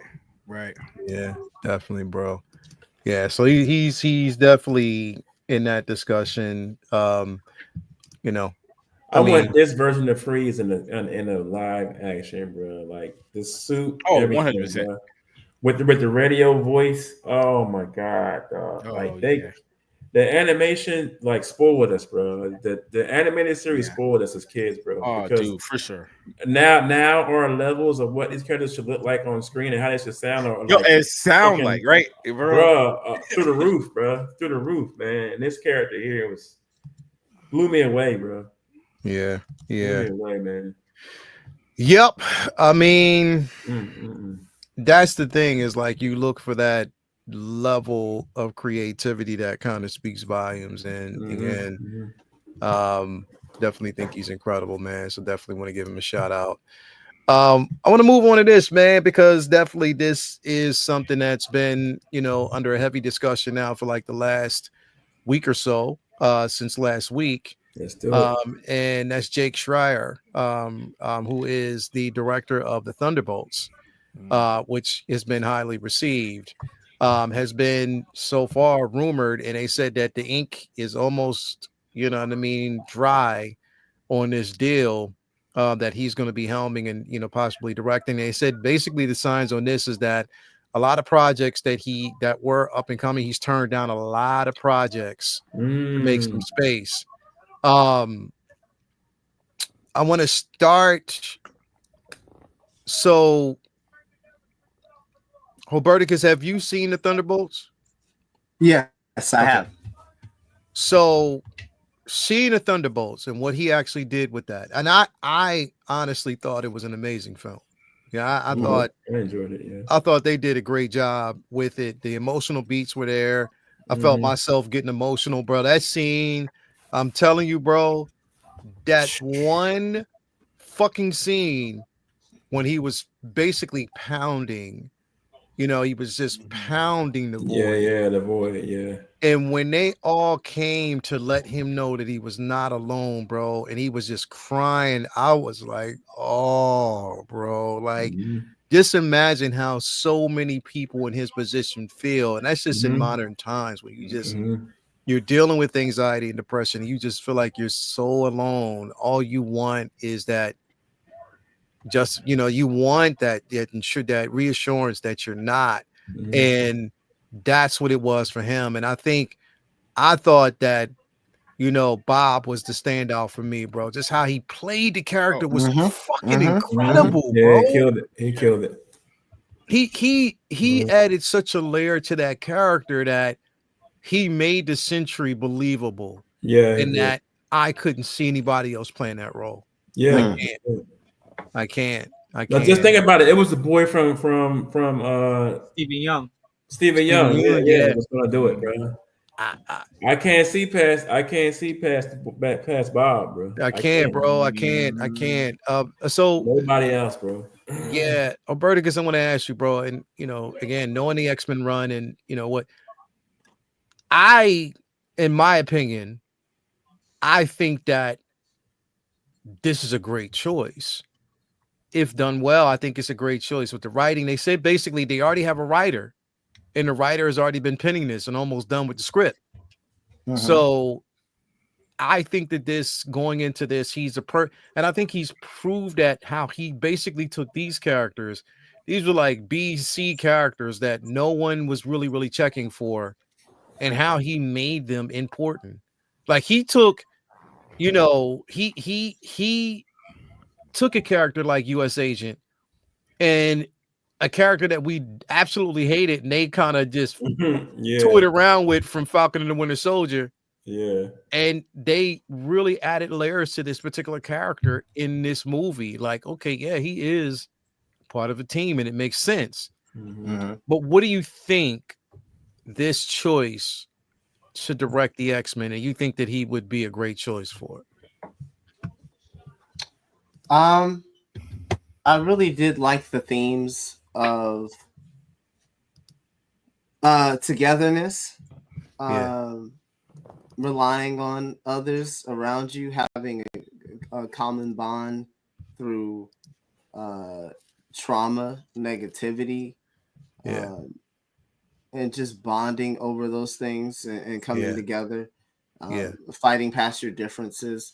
I think those are themes that do carry over into a universe that involves the X-Men. This person is going to have to understand the tones of the civil rights movement, the tones of bigotry, hatred, racism, and therefore discrimination as a result of those things. I'm very curious to see if he can reach for that. But at the very least, I think this guy can direct a group of young individuals getting scouted and picked up by this magnificent doctor guy and being whisked away to a university made specifically, or institute made specifically for them. I think there is some elements that I saw there in Thunderbolts that does lend to having faith that he could execute something like that. But again, that's just going to have to come with time and casting choices. These casting decisions are about to be loud. Yeah. When it comes to these X-Men, they're going to be loud casting choices. Yeah. So we have to see that stuff as well. So it's going to be really interesting going forward. But I from what I saw in the movie, I think he can tackle some good themes that are universal. That are also can be tackled in an X-Men film. Yeah, definitely, man. I the themes that they captured in this Thunderbolts film is like, wow, like, I was a little worried with them focusing on, Yelena Belova, Black Widow. I was like, okay, well, but it made sense to make that the heart of the story, because she's definitely replaced. Yeah, and she's definitely replaced Scarlet. Scarlet. This is like another Scarlet. I mean, not Scarlet, but Scarlett Johansson, but another Black Widow Hulk revelation between her and Sentry. So yeah, it's prop. What do you think about this, man? You think a great choice, good choice for the X-Men? You muted, bro. Oh, felt kind of embarrassed. But listen, I did. Dude, I'm gonna go see the movie again, man. I don't like the beginning. I went through the same phases I went through the first time, where I almost didn't like it, and then it gets to a certain point in the movie, and it was good. So I just want to start out by saying that. But in terms of X-Men, the themes are heavy. So we know that, like you said, the racism, the things that these characters got to go through. I think he can handle that, just based off the themes. Just took very, very, very serious, not just serious themes, but themes that we probably all can relate to in some shape, form, or fashion. Was sprinkled in this movie. Like, he did an excellent job with that. And on a more superficial level, the way he handled Sentry's powers. I know this sounds mad corny, but just the way he handled those powers, just seeing all those powers in this one character, in this one scene, because that's what X-Men is to me too. Like you got a whole bunch. It's not just personalities. It's their backstories, and it's superficial, but it is their powers. Like you're handling all these characters with these different powers, and gotta, make it make sense within the film, man. So, dude, I think it's effective. The things that I don't like about this movie wasn't. I don't think it was the movie because when I love it, and I can't explain that. It's like once I get to a point, I walked out of the movie both times feeling like, man, that was a great movie. It's just that there was parts when I was watching it. With that being said, man, I think maybe given a bigger project with known characters, I think this guy is going to get better. You know what I'm saying? I think he'll do an even better job with this, man. So I'm excited, dude. If it's true, I didn't hear that he was in talks. I heard it as a rumor the other day. So hopefully, I'm not mad at him, yo. Yeah, and he made an effective movie. It seems like. You know what I'm saying? It seems like I'm the only one that has anything negative. Everything I've seen has been 100% positive for the most part with this, which is that's something you want to give X-Men to, man, because X-Men is important, bro. We've been waiting for this, man. We've been waiting for this. Yeah, long time, definitely a long time, man. Jedi Kid, man, what's your thoughts on this, bro? Or you think it's trash? You're about to say trash? No, because I actually enjoyed Thunderbolts for a lot of reasons. I was also pleasantly surprised that they didn't nerf down Sentry like I thought they would. Because going into the movie, I was always thinking like, yo, how in the hell are these regular guys, even if the super soldiers, going to handle a guy that's almost like a god, with god level power like Superman? And I think for the fact that they showed him using his powers, but he was holding back some without nerfing him down was a big step for Marvel. Because they've always managed to nerf characters and nerf like the Hulk. They've always nerfing Thor sometime. So for them to like really let loose a little bit and let this guy show who he is power wise, I was happy with that. But with Black Widow being the glue to this whole movie, I was impressed. I think she really held her own with holding everybody together, and without them not even knowing they were being held together by her was it wasn't like overly stated that she's the main character or whatever. Like it was cohesive with everybody, and I enjoyed it.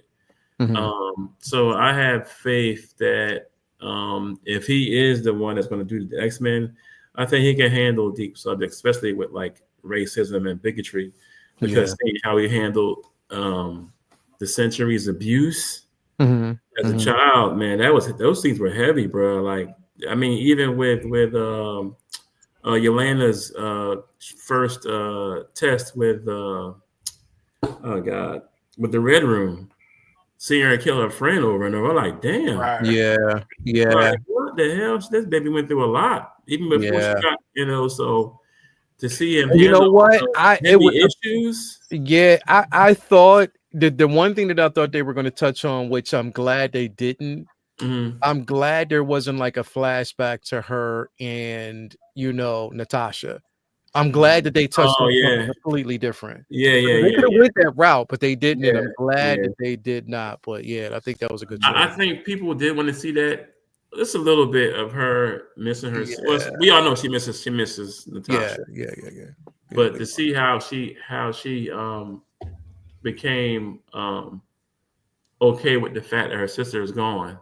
I think people wanted to see that little part of her healing. You know what I'm saying? Yeah. But to see him handle all those dark times for all these characters the way he did, I think he can handle X-Men, bro. I mean, this racism and bigotry is something we deal with every day. Yeah. So the way he handled those heavy issues in Thunderbolts, I don't think we have a problem. Yeah. If he's the one. I don't know it's supposed to be rumored, but I mean, if he's the one to do it, if he's the one to do it, bro, I definitely think he can. Cool Yeah, I had faith. I had faith in him. Can't do any worse than Bryan Singer. Vince, what you think? What's your thoughts with I'm sorry, bro. My head started hurting on that one. I'm sorry. I hated Bryan Singer, bro. I did. I did not like Bryan. I didn't like what he did with that. And when I saw the original X-Men on screen in theaters, bro, I was ready to walk out. Because it wasn't what I want. I was like, come on. In these, I ain't like how he handled Cyclops, Wolverine, bro. I definitely didn't. I didn't like. Come on, bro. Yeah. Bro, and the way he basically handled Rogue the entire time pissed me the fuck off. But anyway, I digress. Super nerf, bro. Yeah, Vinny, what's your thoughts on this, man? Obviously, this was kind of an audition for an X-Men type film. Like you clearly had a motley crew of different personalities, and you had a action sequence with somebody super powerful, and you had themes of heavy themes like mental health, which are all that easily pivots to heavy themes like Jay said of racism, bigotry, and things that X-Men obviously have to work out. And then at the same time, you also handled comedy well. I did feel like, to Pro's point, I also had some issues with the beginning of the film being a bit formulaic and a little cheesy, but not overly cheesy. They did do a good job of trying to make Red Guardian the comic relief as opposed to Guardian style where everybody's constantly making jokes. It was more straight man comedy. It was subtle. So I feel like, and as the film went on and it got stakes got higher, it felt more organic as it went on. The jokes were still there, but they didn't feel they needed to hit one every single beat. Like it wasn't seem. The formula didn't seem as necessary to get over the jokes as the film went on. And I think that helped improve the film. And I think that would be a smart formula for X-Men 2 to try to be able to juggle both instead of trying to make it fun and wacky, because the X-Men aren't fun and wacky. They are fucking tragic. However, they also have comedy moments and jokes here and there. It's not what they're about. The thing that worries me though is this is a relatively inexperienced director, and the Thunderbolts, by definition, are D-listers. These are not big name stars. It's part of the point of the film, and my worry is, okay, he had probably a lot of say of what to do with this film when you have Red Guardian and Yelena, but how much more input is Marvel going to have when you're dealing with the X-Men? Like that is so much pressure. That is going to be so much more studio interference. That's going to be that's the problem. Higher stakes. And this is not somebody who could say, go away. I'm, Joe Schumacher. Go away. I'm Steven Spielberg. Like, he doesn't have power in Hollywood. So I don't know if this is somebody who's going to be able to handle the stress of the amount of pressure is going to be to do the first X-Men film under the Marvel Studios umbrella. I can't imagine. I would not wish that. Like, that is such an unenviable task because of how much baggage. Like, take the comic books out of the equation for a minute. Just the amount of previous films bullshit that you have to navigate through. Because as much as I want to say, like, fuck all those films, like, don't worry about those. Marvel Studios is going to be like, they did Phoenix, so let's not do Phoenix. They did this, so let's not do this. Yeah. So they are going to consider those films as kind of like proxy canon. Like, it's not part of our canon, but we're not going to try to do the same shit. So he's going to be handcuffed. What he can do, what he can't do. They're not going to want to retread shit. They're probably not going to want to do Apocalypse. They're probably, so he's probably going to have to navigate through what the other actors did or what the other directors did. He's probably going to have notes every fucking hour. Is probably going to be a lot for any director, let alone somebody who's just did 2 other movies. So I'm nervous for him for if this is true and he's taking on this task because it is an unenviable one and that's a lot that he'll have on his plate. However, if they support him instead of weigh on him, I feel like this might be a great move because obviously he did a lot of great things with a film that many people, myself included, was very skeptical about. So if you can make Thunderbolts into what it became, he turned chicken shit into chicken salad with the Thunderbolts. I mean, so if he could do that with them, then with a roster like the X-Men, maybe he can truly cook up something special here. But the studio is going to have to like support him instead of like fucking be on his ass, because I don't want this to be somebody who they can look at as a young guy who's a puppet who just do what they say because he doesn't have much experience and just feels like he has to go with what they want. And Marvel has that issue. There's Marvel formula that a lot of the directors after the film comes out bitches about that they have to uphold to, just like the Quantumania director after like before the shit was even out, she was saying like, oh well, this is what I really wanted to do. Edgar Wright worked on Ant-Man for 7 years. 7 years. And it came out and it was trash. No. He left. Remember?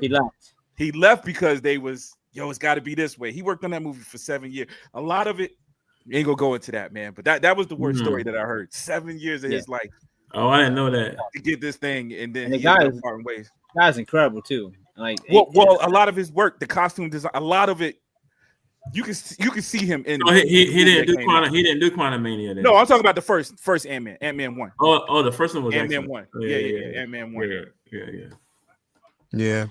I think it. I mean, listen, bro. I think the one thing that he does have on his side is, I would actually say within the last couple of years of fan reactions, which has actually not only just swayed the company to kind of wise up, but also now that you have that level of control, or at least Kevin Feige has that creative control over certain aspects of it. We know that his hands were definitely there with the original X-Men run, and how precious it is to him to see this, in a certain way, to see it go a certain way. I think having that level of support. Now, again, we know the execs are there, but I think in a sense, because like I said, now they are, and I know this is the thing that we don't necessarily want to hear. They talk about this all the time, that now even Bob Iger is talking about now quality over quantity type of situation where they want to get back to basic. I get that. I hate it. But here's the thing. As much as we hate it, we've seen the lack thereof, what they've been doing with the quantity. So if they get back to basics with giving us quality right now, then they can get back to giving us quantity. Get the quality right first, because right now they've gotten away from that. Now with so many, get back to quality, and then we can get the quantity. We can get, because right now the MCU, where the MCU is right now, there's a lack of belief in any project they release. And here's the other thing that I want people to get out of their heads, bro. Just because of fucking film nowadays, because again, keep this in mind, a lot of the films during the first phase, they weren't up against these streaming properties, bro. So right now, these motherfuckers right now, bro, stop hoping or saying that because a film can't make $1 billion, this is a fucking failure, bro. I hate that. I hate that. Don't do that shit. You mentioned something earlier about Feige saying that he doesn't want any film level characters to have Disney Plus shows like Vision, who's somebody who's like one of the team members of Avengers getting a show on Disney Plus, which is like the worst possible time to be saying some shit like that as we go into the X-Men era, where there's way too many mutants and not enough film time, where you could have a Werewolf by Night type film to help set up Sinister before you bring him in, or like you don't have enough time to work in Colossus, so you give him a film or a Disney Plus show like Kitty and Colossus or something, this is the time for that. And now they want to pull back. The problem is, like we've said it here many times, the problem is not the quantity, it's the quality. Now, I'm worried that they don't know the difference. It's like, if we just cut it down to 1 or 2 things a year, then that's the issue. But if it's 1 or 2 things a year that still suck, then now you don't have quality or quantity. Or quantity, right. But but here's what I'm saying. In order for them to get back to the quality or the quantity, bro, if they can't, like you said, if they can't get the quality right, then why would we expect them to do more when they're fucking up with every property? I don't want it right now. If you can give me right now, if you can give me 1 or 2 properties that are good, then I have hopes that you can start with that and build upon that type of foundation and give us more that is good. Because right now, they have been giving us quantity, but hardly any of that shit has been good, bro. Listen, I'm gonna tell you this, and I hate to be that person, bro. I really, really, really hate to be that person. Anybody who's watching right now, I hate to be that person, but I have to call it out for what it is. On the surface, if you think about it, I'm sorry. Deadpool and Wolverine wasn't really a good film. If you think about it, on the surface, it really wasn't a great film. That was fan service. Just think about it. It was fan service film last year. So and that was one film. So y'all narrow it down to quality over quantity and give us 1 film last year, and now it's trash. So now we didn't even have anything else to be like, all right, that was trash. But I'm just saying, it was okay for what it was. But when you go back and watch it, you're going to start pulling out certain things and be like, wait, wait a minute. You will. I hate to be that person, but that was just a fan service type of space. They gave people what they wanted.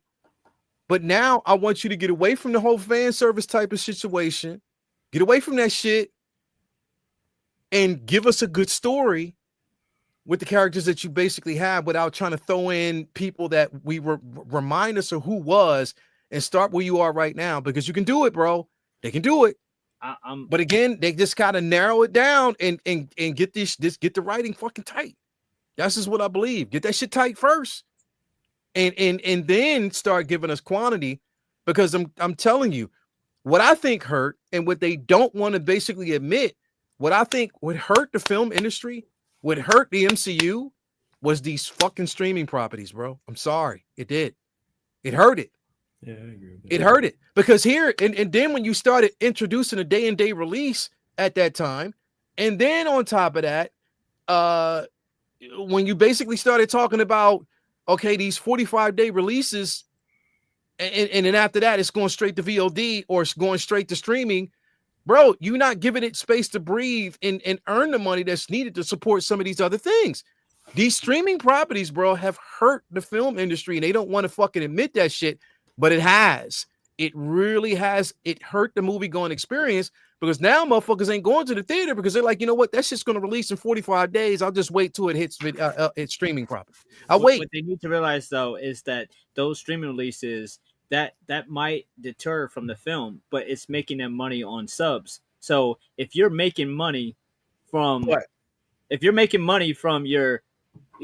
if you got a fine dining chain and a fast food chain, and that fast food chain is making money, and the fine dining chain is serving a different beast, it's supposed to work hand in hand. Like if you're making money on subs because you pulled attention and draws from your film base, especially during COVID, you can't punish the film base that you then gave them something to eat. It's like when a fast food chain comes out with frozen food section of shit you can buy at their store. You can't then like punish them because people, DoorDashed or stayed home instead of went into, like, we can DoorDash McDonald's now. McDonald's in our area is seeing less sales on a Friday night because people were DoorDashing it. You can't punish the fucking restaurant. Like, they're still making the money at home.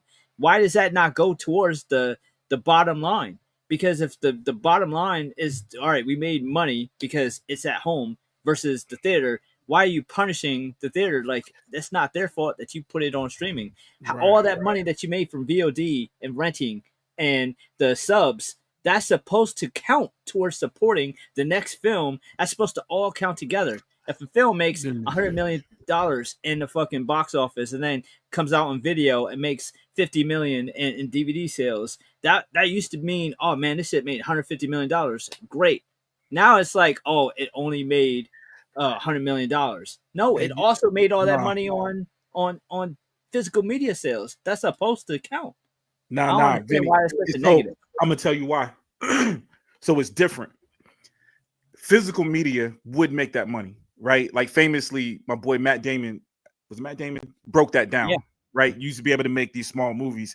So streaming services, the money that streaming services goal is different than a movie. When we make a movie and put this budget in the movie, it's to make this budget back plus whatever times 2.5, right? Streaming, when we do things for streaming, is strictly to get more people to sign on, right? And those subs, and there's only so many. You're not going to get all of the subs. First of all, they got tons already. Yeah, you got to think way more than half of the audience that watched probably Wonder Woman was already signed on because of Game of Thrones. Yeah, you know what I'm saying? So when they gave Wonder Woman for free in Matrix, it wasn't like the numbers doubled. You know what I'm saying? You're gonna get more. The movies, and my point, the way I read, and this is coming from them, one of those movies, just one of those, Wonder Woman alone, is costing them more money than they plan on making back for years and years and years. You know what I'm saying? They're just hoping to get these subs because we're going to continue to give you content. You guys are going to continue to pay us. So it's like, it's the long game. It's the terror. In a twisted way, it's kind of the terror plan. Because Netflix almost every month is paying $100+ million for the Great Man and like all these, and knowing that that's going to lose money on the front end and make money on the back end to not only get new subs, but to keep people subbed so they don't drop the subs, so that they always got new content. So Netflix is the different. You're putting out all this content and then not counting it towards like that. That's supposed to work together. But the word Netflix is a different beast because Netflix was already established. So the problem really is Paramount, Disney Plus. There's certain channels when they're still in those early stages, they ain't really been making that money they supposed to be making off you know what? In general. Like Netflix was already established by the time they started making those big movies. Yeah, you know what I'm saying? And here's the thing: statistically, bro, Disney Plus isn't making money off of. They're not making money off of the new content that they're getting or new films. They're making content off of their classic catalog. Same as Netflix. Netflix is making money off of. Honestly, they're making more money off of Friends and all the other properties than they're making off of just their those. That's where they're making their money. To answer this question here, the MCU needs franchise movies. Deadpool and Wolverine got people hyped to go to the movie theaters. It's not everything can be about stories. Here's the problem with that though. If you keep giving people fan service, they're not going to accept the stories because they're going to expect this shit. They're going to constantly expect fan service. So when something else drops that's story driven that doesn't have a character they're related to from another franchise, the anticipation is you basically just spoiled your fans because that's the expectation. What do we see it? We see it on any type of content. When you get content creators, the first thing they'd say is, who can we see that might cameo? Always cameos. And honestly, for me, I'm tired of seeing it. I'm literally tired of seeing cameos, bro. Hey, I'm gonna drop in too because Vinny, because you are right. I know I'm sounding argumentative. You are right. I get your point too. We're all, so we're talking right now. Even Leo, what you just said, we're talking as if it's not too late. Like, you got to look at it. We're already behind. People, because of the pandemic or whatever reason, people aren't going to the movies already. We're talking as if it hasn't happened yet. So, which is why the focus is more on streaming, right? One, and two, even Leo, to your point, to the Deadpool and Wolverine being a spectacle. That's because people aren't going to the movies. It's not if we start doing spectacles, that's what they expect. That was the only way we can bring people to the movies because they're not going to the movies. And why are they going to movies? It's so bizarre to me, right? Because even if you had a Disney Plus Marvel show every single month of the past couple years, there wasn't a lot in the film. It wasn't a lot on the big screen that got people excited. So Right. had you taken away if you had taken away Loki, if you had taken away Falcon and Winter Soldier, Moon Knight, if none of those shows existed, does that mean that Eternals would have made $1 billion? No. No. So it's not because of those shows. And we got movies, right? Godzilla, or was it Godzilla 1? Like, we've got movies that's proven, or even Deadpool. We've got movies that's proven that people. It's not. Here's the thing, that's though. my point, though. It's not because of the shows. I don't think it's the not the absence of shows. those shows makes It's the not films the that they've been doing shows. make money. No, it's not the shows. So we're not talking about the shows. We're talking about the reason why they created these streaming properties, number one, and how they marketed the shit. Not the shows, but it's when they started with. Here's the thing: they fucked people over in the very beginning with the day-and-date releases when they did that, because they said that basically you don't have to go to the theaters; you can stay home. They stopped that, but people are still in the mentality that, okay, well, shit, it's going to end up here anyway. So I don't have to go to the theaters to see it. But that's not what they want to change. What they want to change is pulling back on how many shows they do. Yeah. Well, they're pulling back on how many shows. Basically, so the reason why they're doing this is because what they feel is though introducing in how did they? I forget how they labeled it, but introducing characters that are in the MCU, these mainstream characters, and you're putting them on these streaming properties. You're forcing people to say, well, the only way for me to understand the films that you're releasing is to watch a Disney Plus show. So I have to watch this show to understand what's going to happen in this particular film. So what they're trying to do is separate the both of them. To say that this is what we're going to get from the movies. This is what we're going to carry. This is like when you basically have a main story and then you have some of these side stories that happen in that main story. Like how DC did with CW. They made it separate. They made it, and that's what they're strength. And that's what they're trying to do. They're trying to separate the both. Because the thing is, we know that, bro. Like right now, there's no there's no pleasing fans in general at this particular moment. So they're trying everything. Well, I'm not even blaming the fans, bro. It's the suits' fault. Netflix was running things. They saw all the money Netflix was making, and they were like, "Yo, we need that. We need the streaming because the competition between the streaming services." And to your point, you're right. They're shifting now in mid-game because the original plan was we just want to focus on streaming. We want what Netflix. That's what we wanted to do in the very beginning, and it's not working. You know what I mean? No. So and they're hurting. And you know why it's not working? They're hurting their movie quality, business. Bro. It ain't because it was all about. Here's the thing. Heart wasn't in the right place. And I want to say this. This is the shit that's dope right now, and I'm wondering if motherfuckers are taking a look at this. And I hate to kind of digress, but fucking Andor, what they're doing is giving us 3 episodes a week. That's a movie. They're giving us a movie every week, bro. Every week with long, and people are watching and they're engaging. I love that content model. It's fresh and new to me. Shit. It is new because you can sit there and watch 3 episodes and get full. Yeah, waiting on next week. You're like, yo, I can't wait. The anticipation, I cannot fucking wait. If they would do, I don't understand, bro. These fucking half-hour, 45-minute episodes of shit. Sometimes 25-minute with Marvel shows, bro. I hate that fucking format. Yeah, man. I hate that format. See you next week. 25 minutes. See you next week. Yeah, and half of the 25 fucking minutes is credits. Credits, yo. That's just bullshit, bro. That is bullshit. And the excuse is, well, the reason why is the budget that go. Well, fuck. If you're using the films, you're looking at the films and you're saying the films is going to basically support more content and you want to use that to make. Come on, man. Budget. I don't want to hear that bullshit. It ain't budget, dog. Again, it's budget. It's about streaming. If we release all the episodes of Mando or 3 at a time, right? That's less months that you're going to be on Disney Plus. Mm-hmm. You know what I'm saying? If I can stretch it out and make sure that you're on Disney Plus for two months, we got you. You know what I'm saying? They don't want you to cancel that joint. They don't want you to spend one day watching all the episodes and then canceling it because, dog. Bro. But anyways, they're gonna figure it out, man. Bro, exactly. 300 million for Andor season 2 made 4 movies essentially. Good deal. Bro. That it is. It's a good ass deal, bro. And on top of that, it keeps you engaged. It's longer formats on each episode. It's a fucking movie if you think about it, and it makes so much sense. I'm just like, yo, over and you're stretching it over an almost an entire fucking month, bro. They're doing that.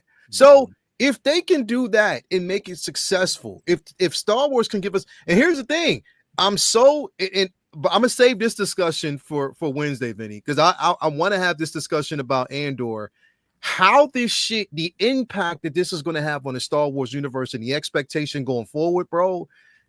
Again, it's a high bar. They took, bro, season 2 is so high. It's higher to me than even season 1. It's fucking incredible.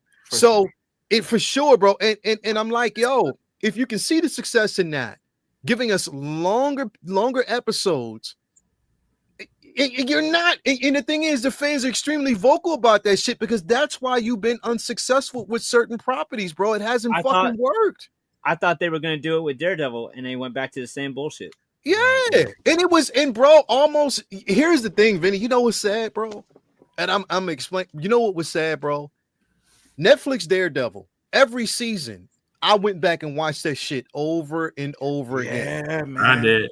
I watched it again. Honestly, and I'm just being completely honest. Yeah, this season of Daredevil, I have not rewatched it. Mm-hmm. This last season, I didn't watch it because what I realized after I was done, it wasn't good. Man. That's just my opinion. It was not good. And fight me if y'all want to, everybody out there in the chat. But this last season of Daredevil was not good. It was not good. If you think about it, it was not, bro. I'll put. I like. I did like it, but it wasn't as what good. It wasn't as good. But I'll tell you one thing that made the other season is watchable. Like even the martial arts, even the fighting felt different in this, yo. Like you had some longer scenes, but it was better on Netflix. It was better on Netflix, bro. But I gave it a pass. I wasn't expecting this to be. It was better than I thought it was going to be. Let me put it that way. You know what I'm saying? And I'm really, really hoping that they do better going forward. You know what I mean? Like I really feel like them having to reshoot. And they said was the issue. You know, and they said this last season was patchwork from what they did originally, and then whatever. So hopefully season 2 is a clean slate. And think about that. How crazy is it that we have to settle for a patchwork? Oh, sorry, we didn't get it. Like you had 3 seasons on Netflix, and when it's your turn with your toys to play with, right? Yeah, you had to patchwork 2 different ideas to get like bro. And the only thing that was good, if you realize it, what came over from Netflix, which were the actors, right? That's what was good. The acting was good. The acting was good. They didn't change the level of they didn't of the gruesome fighting either. I'm glad they didn't stop that. Right. There was I thought there was a lot to like about this, man. But when Leo said, let me put it this way, I enjoyed it. But when Leo said that, I got it, dude, because I could feel it when I was watching it. You know what I'm saying? Yeah, bro. I enjoyed it for what it was. It wasn't sharp, yo. I enjoyed it for what it was. But you didn't do that. But for Netflix, you didn't enjoy it for what it was. Netflix, it was like, yo, this Netflix. I loved every fucking bit of it, bro. Everything that we actually got, I fucking loved it, bro. I was engaged. Netflix had no filler. They had no filler episodes. Everything. And on top of that, it literally got better. Like season 3 is to me, the best. Is the best, bro. It was fucking incredible, bro. I mean, I know that's a lot of people probably disagree and think season 3 to me was my favorite season. Right. With the whole born again thing, I liked a lot of it, but it had its woes, like you were saying. The girlfriend annoyed me. She annoyed the shit out of me. The Daredevil girlfriend, and then the assistant, the boy, the guy that was kissing Kingpin's ass. That was, and then the New York his acting was pretty bad. Oh, it was horrible. And the New York undercover skits, it's just, bro, like that shit was. We could have did without it. Listen, they took me out when they killed Muse. I was done. Honestly, I'm sorry. Yeah, but Muse lasted for 5 minutes. There was couldn't get past that, bro. Yeah, there was no. That character was worth more than what they gave it, bro. Way more. Yeah, worth more. Yo, and the cinema, I know that's like real petty, and I probably mentioned that the cinematography wasn't. I can picture the shots. Bro, Even when, I hated that fucking New York undercover format, bro. that kind of stuff, bro. Skits back and forth. It just I'm cheapened like, it a little bit, man. Like, nah, this is trash. Like, But no. listen, We'll listen. I did like it for what it was. I liked it for what it was. They had parts that I enjoyed. I haven't gone back and watched it, bro, because I haven't been invested in it. I'm sorry. But here's the thing. The good part about it, I want to bring it back to this director. The good part about this, bro, is finally, y'all, we get a chance to see. Come on, man. We get a chance to see this actually happen, bro. Like I listen, if this watch it. we get a chance to finally see all the hard work that was put into making this happen, and his director, a true scale Wolverine, a true scale, bro, and they right. can make that shit happen, bro. Like That's the reason what I do. I know they had a lot of hype racists that was out there saying that that Hugh Jackman was too tall to be Wolverine. You know, those hype racists. Bro. I'm the only one. Nah, Jay, I'm the only one that says that. Bro, he was calling shit. He definitely was calling shit, bro. Anyway, man, I say this, it's dope that there's somebody like having a director rumor means maybe we're close because it's been a long time. Yeah. It is, and like I said, it has been a long time, man. So hopefully we can actually see it. I'm excited about it. I think it'll work, man. I think he got it, bro. Hold on, though. Hold on. Before we leave, and before we head out, I do want to talk about this real quick. I forgot, what? and I didn't put David this. Goyer, right? You got to do David Goyer, bro. The trash of us. No. Oh, okay. No. We. Hold on. I want to bring this up. Okay. I gotta bring this up, bro, because I'm fucking excited about this, bro. I'm gonna be a dad. I'm excited about this. So Berticus, I think you know where I'm going, bro. I think both you and Vinny know where I'm going with this, bro. Because this fucking excited me so fucking much, bro. Come on, man. Come on, bro. Okay. Oh, yeah. If you watch The Bear, you understand. If you watch The Bear, you will fucking understand, bro. The interview restaurant scene was gold, bro. And I think that yes, this right here is. But Berticus, when you heard this news, bro, because I didn't really get a chance to talk to you about it, bro. But what were your thoughts on this, man? I said, are we here? Mm-hmm. Is it time? It feels like it, right? It feels like so. What if you could think about that though? What do you think? What what do you think they're doing, bro? Like, what do you think they're introducing here? What do you think she's there for? If you had to think about, because here's the thing, we always talk about Madam Web. No, fuck no. We always basically talk about what we think and what makes the most fucking sense. But what do you think, bro? I think she has like an organization like Feast, and she's working there. like Aunt May. Okay.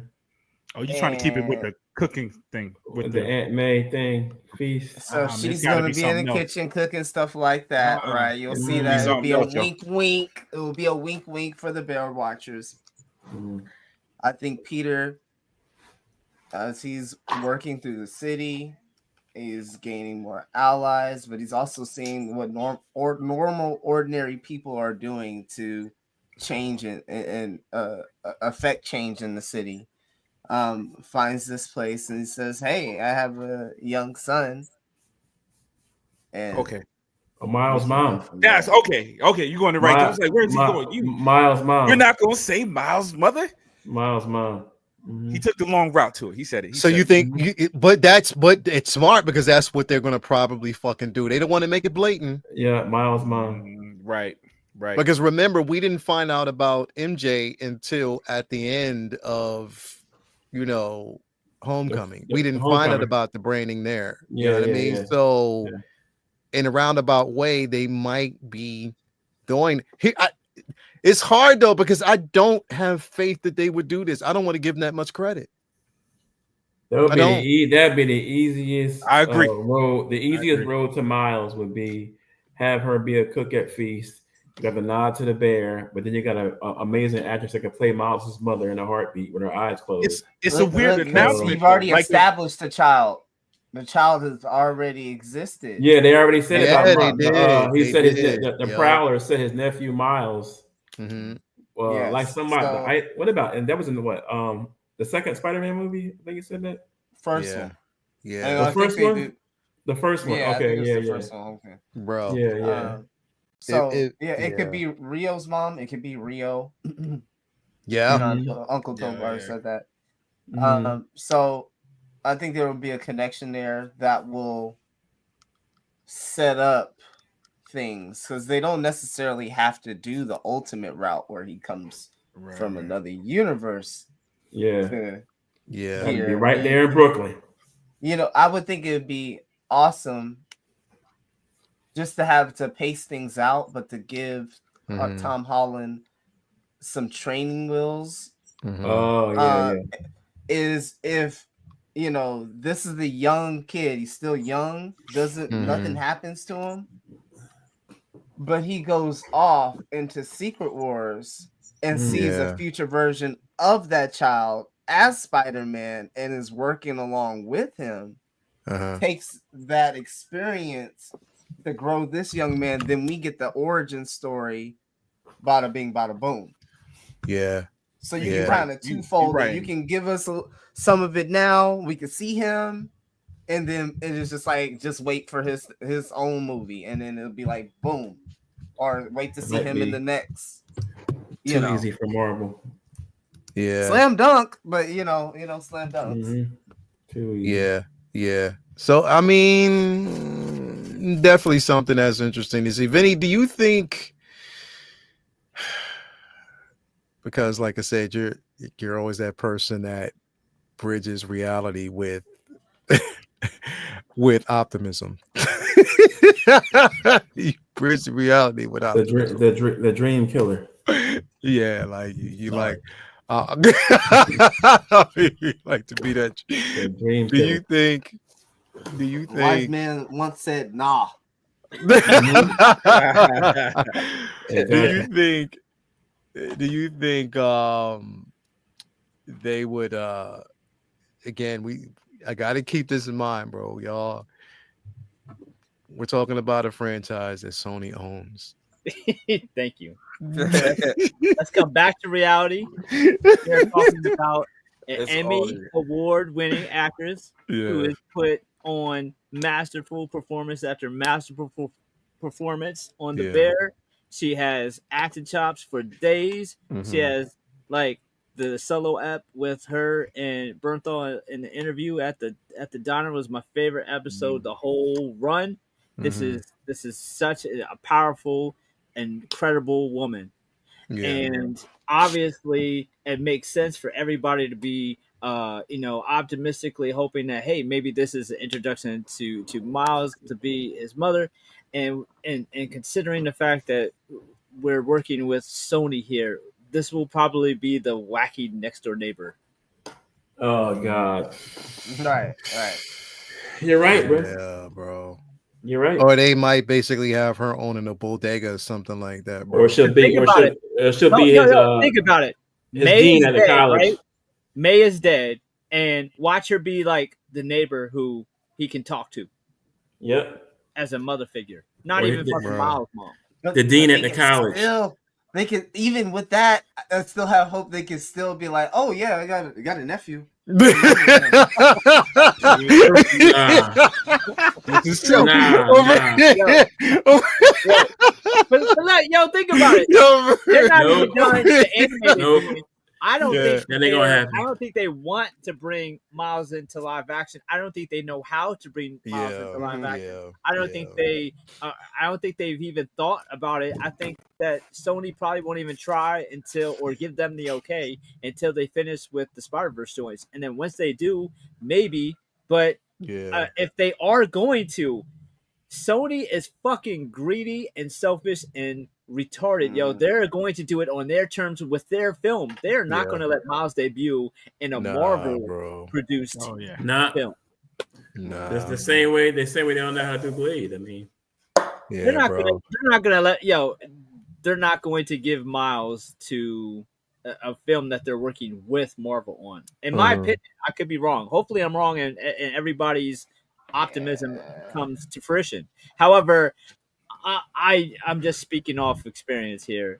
I don't. Yo, shit is funny because you can even say, yo, they're gonna make her like the lunch lady at the college cafeteria. Right? Roberta's gonna be like, yo, is your name Peter? Hey, I have a nephew. I got a nephew. Bro. No, you know what's the dumb shit? Knowing them, they'll do some fucking like fan servicey nudge. Like she'll put some like food on Peter's plate and be like, that'll keep you full for Miles. Wink, wink, nudge. Like those. Shit like that. Yeah, I know a couple Puerto Ricans. Yeah, like that, right? Yep.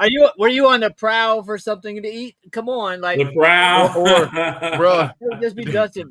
They might show a scene of her walking out of House of Hoops with a bag of Jordans, bro, and they don't not say, you know what I mean, and not even make any reference to it. They just might say, yeah.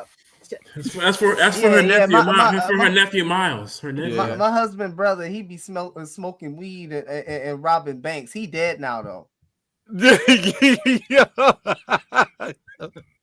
Yep. Straight up. It's gonna be some throwaway exposition that I'm just gonna be holding on to for it is, bro. There'll be like a siren and she'll be like, "What's up?" Oh Danger? Man. Yep. Wow. Yep. Straight up. You know what? Actually, the one thing that would work is like let's say Peter goes to this lady's house and like she's like cleaning up and you just see like a pair of J's. Damn, like she's like, no, Bloom. They're gonna pan outside the apartment. It's gonna be some J's on the telephone line. Yeah. Hey, it's just hung over the shit. This is gonna be me in the theater, like you bastards, bro. Or they'll probably do some dumb shit where Peter might be talking to her in the front porch, and in the background while they're talking, you'll see a female walk past with half-shaven pink hair and just keep walking. Oh my god! You know what I mean? Like or look at the door, just keep walking. Like they'll do some shit like that. She'll have some sunflowers in her front yard garden. Yeah. All right. I mean, that's what they'll do, bro. They'll throw those fucking subtle little hints, but not pay it off, bro. Like we know that's what they do. They did that shit with Homecoming. They did that shit from Far From Home, and they did that shit with, you know what I mean? Like they keep doing it. They really fucked us over because when we watch No Way Home, and you look at the ending sequence. When the universe is open and you start seeing Rhino and you start seeing all these other fucking characters that we'll never actually see in live, I was like, you know what? Fuck y'all, man. Can we just blackmail some people over at Sony? Like, motherfuckers don't do this film. Yeah, everything will be released about you.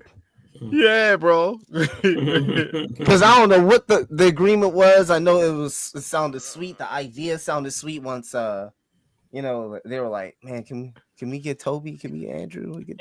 We're thinking about doing this. Like, I don't know, but how they could reframe that conversation again to be like, but listen, bro, your boy, right? What boy?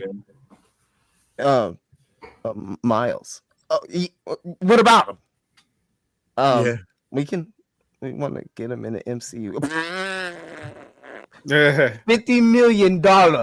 Yeah, bro. That is what I feel like that's the conversation with Sony until you just feel like, all right, we'll bring you Meg Thee Stallion, Pinky. You said Pinky. Did you say Pinky? Janet Jackson. Say Pinky. Wait a minute. Did you say second one? Yo, second one. He didn't even slide it in. Oh man, bro, you calling out Pinky? We need to call out the Avengers. I'm bringing in Baltimore's the finest. Baltimore's finest. That boy said Pinky, bro. Bring out the GOAT. You might as well say Cherokee too. Yo, that's the hunter. Yeah, where's Cherokee at? Where's Cherokee at? And he said Pinky, bro. Maserati. Maserati. Pinky, Nah. Cherokee. Just bring in the Avengers, bro. Heather Hunter, Janet Jackman. Heather Hunter. Wait a minute. Janet We got Jackman. my baby girl here. Hey, baby. Oh, baby, easy. baby. Oh, See, my that's God. why I was already quiet, boy. I saw her in it. I ain't even say it. You notice I didn't say nothing. I was like, they. I'm sorry, niece. I'm sorry. Oh, man. Your uncle be tripping sometimes. Put it all Wow, on me, bro. Oh, God. It's Bloomer's fault. Damn, bro. Like that boy said Pinky. I mean, Uncle just Keith send said, them "Man, in, y'all like- go wild." Sony, let's get it together. Sony, Like this should be for the fans, not for your pockets, bro. Not only Jesus fans, Christ. for the fans. He said, "Don't even forget Jeannie Pepper." Oh, damn, bro, you wow.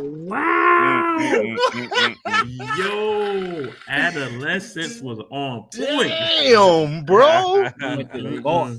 Uncle went to the vault. Man, he went to the vault. on Any that team one. you want Did to he just say Pinky?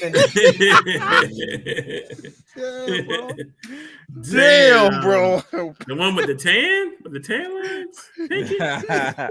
Yo, this motherfucker, bro. Yeah, and I'm like, if it's me, like a thumb. for me, I'm doing it like like Secret Wars. You know what I'm saying? I'm bringing like specific eras into it. I'm like, oh 05 man. Pinky. You know You what? too young. You too young for that. You too young for 05. 19 like You too young. 1990s Dennis Jameson. Like I'm bringing like in the goats to try to overturn the Spider-Man controversy over here. Like, Bro. He too young to know about them. Man. He too Most- You young. know what? I think they Yeah. should have did, and honestly, bro, if they would have stopped focusing on the multiverse and just called it Ultimates, bro, it would have made so much more fucking sense. They're not that Yeah. smart. They're They're not. that smart. Here's the thing: No, all these the all these multiverse was a- films, they wrote and they didn't themselves even in. use any of them to replace anybody. Nope. They're not that smart, bro. They've been doing the Ultimates from the very beginning. They have. Anyway, I just thought we would talk about this. So much more we could have actually talked about. I do want to touch on a Blade, but we'll do that next week. And Last of Us, we didn't get a chance to get to. You Jedi King, he was happy we ducked that, bro. The trash. Bro. Maybe Trash. next week, Jay. Don't. Yeah, maybe next Yeah, week. well, Jay. I'm ready. I'm ready to be Down like, about it, Jay. fuck. I'm gonna be a dad. Yeah. Oh my god. What the fuck? All right, yo, definitely put a pin in that. Okay, That Jay, how about this? Trash. How about this? Mm-hmm. You know what Wednesday is, right? Wednesday. Yeah, boy. Superman trailer, the new Superman. Hold on. Now you got, Yeah, hold on. Now you got Renz acting like this. Yeah. I thought we was cool, Renz. Like, come on, I'm dog. just saying, like, Superman you trailers tryna on act Wednesday, bro. hell now, bro. We ain't gonna Like, talk about. he got promoted. Yeah, he got promoted, bro. He acting brand new now. It's brand new. He got bro. Nail didn't even bring that up. office. Rance brought it up himself. Exactly. Rance is pulling up every one of his things now. Like you, Yeah, he's like I trailer can't talk wait next to week. watch this. He This said, "I trash. have This, power." oh, God. Yeah, bro. This Yeah, trash. the Senate this- let Rance us down. is They gonna voted that Rance motherfucker is in. gonna change your line. He's gonna make you say all kinds of shit, and it ain't gonna say Jay. It's gonna say absolute Superman #1. That's Yep. Straight up. Number one You fan. go- Trash. You gonna watch the trailer, bro? Nah, I'll Yeah, wait you for y'all will. to tell me about it. Nah, you You gotta not even gonna watch Stay the with me trailer? now. Jay, that's I'll impossible. be like, for you not to watch the trailer, bro. I'm gonna be like Vinny this week. I'm not Yeah. like Vinny. Nah, Yeah. you gonna watch this shit, bro. I know it. Nah, Nah, trash. You I gonna got watch enough. it. I got enough of him screaming about getting healed by the sun. I got enough of that shit. So we'll see. You gonna watch the trailer, bro. I know Got you enough will. of that. Got Bet enough of that shit. Bet it. Bet it you gonna watch it. Bet That's the sun. You gonna watch it? Bet it. That's the sun. Bet it. But You're not gonna watch the trailer? No, I'm done. You ain't gonna watch Jay. You're not gonna watch the trailer? I'm gonna give up. I gave up. Nah. I'll wait till the theater come out. You gonna watch it, and the first thing you're gonna say is trash. Trash. And that's how I'm gonna know you watched it, bro. Straight Hey, up. that Superman movie's gonna be dope, bro. Come on, Pop, bro. I'm being honest with you, man. But this is what I'm saying, bro. Yo, this is the first Superman I've ever trash, seen in live action or comics or whatever cinema that his clothes don't fit. Hey Jay, okay. His clothes is like a triple X. He's only an extra large. Come on, dog. Yo, it's 2025, baby. You can't wear tights forever. We won't talk about Superman, bro. Hey, Jay, not everybody can have a Kryptonian. Hey Jay, can undersuit? Yeah, Jay, that shit is ass. Jay, can we talk about the Peacemaker show, bro? That's more trash. You don't like Peacemaker? Come on, that's the only figure I don't have in my collection. You watched the show though? Yeah, I watched that bullshit. You watched the whole thing? Yeah, with the aliens in the mouth. That was before my time, baby. Remember, I'm new to the show, man. Oh, well, that shit is dog shit. Vinny, did you like Peacemaker, bro? I like it. I'm not a super fan of it. It's good though. Come on, man. Vinny, come on. When the show comes on, I want you to go back and watch the trailer. Let's pair underwear. You gonna laugh your ass off, bro. All right, cool. I mean, the dumbest show I've ever seen in my fucking life. What you say? It's dumb. Yeah, I think the show is good. Like it's not, you know what I mean? It's funny. It's funny, bro. Violence. I like the violence. It's fun. Yeah. Bro, the vigilante is funny as fuck, bro. Yeah, I'll go back and watch the show after. Fucking weirdo. That's probably coming soon too, right? Yeah, it's supposed to be coming. I think I forget when they said it is, but they just showed the trailer this week, so it's gonna be interesting. So the old DCU, but the new DCU, with all the people that he picked before, you know, still they survived somehow. Jake, yeah, man. His wife survived the changes. Jake, of course, his wife is in it, man. You gotta come on now. Jake, can we talk about Absolute Superman? Y'all can talk about it. I'll listen. Will you though? I'll listen. Yeah, I can mute, but I'll listen. No, I ain't gonna do that to you, bro. I ain't gonna do that to you. Bro, I'm not gonna do that to you, bro. I'll wait till next week. Anyway, man, thank you guys for definitely being here, bro. It's been a hell of a show, man. Vinny, we know you got that shit is ass, bro. Ass. You got who's ass? Did he hear you say that? Talking about Peacemaker. That shit is ass. Vinny, you got Philadelphia Comic-Con this weekend, bro. What else? Yeah. Yep, Fan Expo Philly this weekend. Come check me out if you're in the Philly area. So I'm looking forward to that. That'll be the Friday through Sunday. I'll be there all 3 days. Yeah, no Diddy. And just I'll be working on new stuff all week, gearing up for it, and trying to work around the rain as much as I can leading up to it. Excited for Andor tomorrow. And, bro. It's good, man. Andor is surprisingly really good, bro. I probably won't be on late to talk about it, but I'll be on Uncivilized Scoundrels to talk about it that night, and then on Wednesday. I'm going to Philly again, also on Wednesday for on some geek shit, Naruto with orchestra. That's right. That should be fun because I seen Avatar: Last Airbender with the orchestra, and they took like highlights, different clips, and played some of the music throughout it, and I think it'll be similar to that. So I'll be checking out Naruto with orchestra in Philly on Wednesday. So it's a busy week, but yeah, Fan Expo Philly this weekend. Looking forward to it. Yeah, definitely, bro. Let us know, man. Send some pictures, bro. I mean, I got to see what. I still don't know what Toy is doing, bro. But I got to see how it's going to work this week. I got to find out what the plan is. But cool. Definitely, man. Definitely. Thanks for being here, brother. As always. What's going on, man? Trash, bro. What's going on with you, Jason? I was just looking at some more Diddy shit, bro. Bro, this motherfucker is wild. You can't. This a wild dude, bro. He doing this shit for years, bro. Like, I don't even want to. I'm not gonna read that shit. I'm not gonna read it. I'm gonna delete. Yeah, bro. Don't. I'm not gonna read the shit because I don't want to see it. I already know how he is, man. Riz called you the trash master, bro. What's going on, bro? I got midterms coming up in 2 days. I gotta get them. I'm gonna get them. I'm gonna get past that, and then my second to youngest baby, she's graduating in 2 days. Yes. But it's crazy, man. Life is just lifing, bro. I'm just, bro. Yeah, it is. I'm blessed, bro. I can't say nothing more about it. I'm blessed. I'm happy. My kids doing what they're supposed to be doing, and that's all I can say, bro. I'm happy, man. Good, bro. Definitely living life, dog. Blessed. Definitely, bro. Thank you for being here as always, man. No doubt.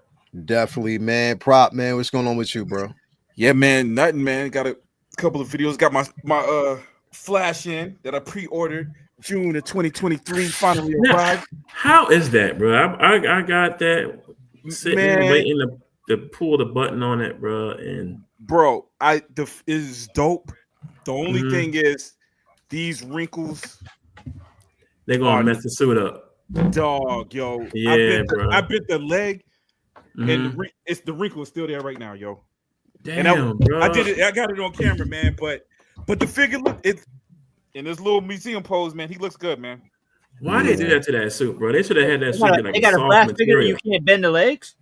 Nah. So the suits be so you can rubbery, bend the legs. Bro. It's just the suits, yeah. When I bend it back in place, you can still see the crease. The creases. Like I folded a piece of paper or something, man. So I'm yeah.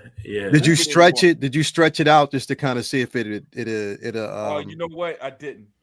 You stretch but it you out. gotta be careful even with that though. With that suit, that's like the back. That's like the well, Batman, here's the thing: is stretch it out though, because if you don't, and there's creases in it, it'll stick, and you don't want it to tear the suit. So stretch that shit out. Right. Yeah, pull that shit out, bro. Like straight up. No diddy. Man. Pause. What? How's the headscope? Easy. Headscope is dope, bro. Super pause. The unmasked joint. Yeah, the unmasked joint is dope, man. The only reason I ain't, because Ezra Miller, man. So pause whiz. Yeah. It come with the ring too, right? You funny. It come with the ring, right? Yep. The ring was a little bit cheaper than I thought. I don't know why I thought it was gonna be die cast or something, man. That joint was it's a plastic joint. Plastic, bro. Like Cracker Jack box plastic. Oh, because you pause whiz, bro. I heard that, man. Pause whiz. Pause whiz. Hey, bro. I didn't say nothing to be positive. That's funny. That's funny, bro. Hey, Charlie said baby oil time prop with. Nah, I didn't say nothing. Baby oil. Yo, I invite no Diddy behavior whatsoever. No Diddy. No Diddy behavior. My bad. It wasn't even you that said it. It was Leo that said it. And I just pull it out. Stretch it out. Bro, he said pause, bro. And then pause whiz, bro. Pull it out. Stretch it out. Oh shit! Damn, bro. Oh god. Oh. Anyway, bro. Man. Bro, thank you. It's funny, dog. Bro, thank you for being here, man. Last but not least, bro. Damn, bro. I'm already exhausted, man. Verticus, what's up, bro? Ah, man, always a pleasure. Joking with my brothers here and talking pop culture. So tonight was awesome, man. Just a rap about the future of MCU, really, and also the future of X-Men and on the big screen. So really excited about that. That might bring. Secondly, you guys know where to find me over on Instagram. Just got in this big bad boy. Right. Yeah. Oh, nice. Yeah. Nice. So I got pictures up on my Facebook and on Instagram. So you're did the motherfuckers deliver this shit at your door, bro? Oh yeah, this motherfucker walked up. It was on a Saturday, so he had time, So yeah, he walked up. You didn't have to chase after no. Easy going on a Saturday, trust me. on a weekday, it's different. It's different. But have to Yo, Renz was like, "What the twins' name?" Charlie Unicorn said Romulus and Remus. bro. Remus. But yeah, man. Yeah, bro. You guys know the rotation. Monday, Wednesday, and Friday with my beautiful fam over there at Figure Effects Friday. Wednesday, we will see. There's some rumors floating right now. Yeah, what's the rumors, bro? Tell us the rumors, bro. Say it live. What's up? Another Star Wars wave. Oh, really? This week? Yeah. Starting at the end. Jar Jar thinking what is it? No. Is it a reveal or release? Both. Okay. There's some pre-orders going up and some drops. Okay. You think that's just gonna start late tonight or later on this week? I'm not getting any confirmation that anything will happen tonight, unfortunately. But you never know. Obviously, there's those three figures that I told you guys about last week. So those haven't yet to show up just yet. So those could be any timers right now. So we'll have to see. You just never know. But yeah, that is the kind of the gist of it. Yeah, the theory right now. Everybody is hot on the trail of Hera. Not just in our chat, but people in the community are hot on the trail of Hera. There are some telltale signs, I will say, that are leaning towards it might be her. So don't be surprised if you see her tonight or anytime this week. Word, bro. Definitely, man. But thanks a lot, bro. Thanks for being here. And click my link and go to niggerdale.com. I see it now. Oh my god. I didn't want to say it. I didn't see it. I never saw it until you just said it. I saw it from jump. I just didn't want to say nothing, bro. Bro, you know we got you, bro. I know you got that shit, bro. I know you got it, bro.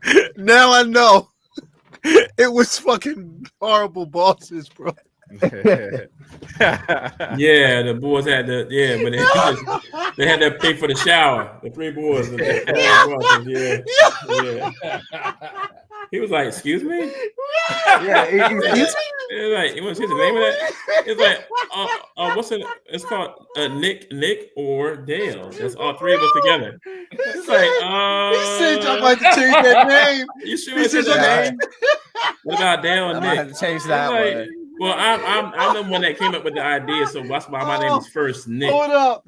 And then Dale was the one that helped me out with the money, and then it's Nick or Dale. I need to change that name. He didn't work on that name. Bro, I didn't think about this shit just now, bro. Fuck. Yeah, bro. I'm a movie head, dog. I just say shit. I didn't say damn, bro. It's always it's like a time bomb that goes off almost always at 2 hours in 30 to 50 minutes. It always detonates. Bro. I wanted to inbox Bloomer so bad, like, bro, you so wild, but y'all would have saw that. I ain't gonna give nothing away, dog. Bro, that shit is hilarious. I forgot about Horrible Bosses, bro. Horrible Bosses, yeah. That one scene, you can play that shit back, and bro, it was excuse me. It was Key. It was Key. It wasn't. It was Key, bro. Wasn't it? Yeah. It was Key. Key, right? Yeah, bro. He was like, you don't have to change that name. It's like you don't have to change that name, bro. He said, I don't think it's gonna work. I don't think it's gonna work. Oh, bro. He said no, but it does. People will buy her stuff. Oh, bro. Damn. Damn. That NickOrDale.com. Niggerdale. Thank you guys for being here, everybody out there, man. It's been a great I never knew. Yeah, bro. It just at the end of it now, it was like when you said it, it made sense. I was like, fucking horrible bosses, bro. That's Mhm. where it was. Mhm. Damn. Horrible And boy. you win. I can't, bro. Between Paul's Wiz and Nickerdale, bro. Come on, man. Like, oh man, Paul's Wiz, bro. That shit came out of. Oh man, bro. Oh, man, Fuck. dog. Mm-mm. This is what happens when we don't talk about trash of us. This is what happens. Bro. Exactly what Y'all happens. some idiots, bro. Oh, You're man. so idiot. Anyway, thank you guys out there, man. Hope you enjoyed the show. Hit that like, man. Subscribe to the channel. Oh, bro. Go read Damn. something. Paul's Wiz. Man, I'll check y'all later on, man.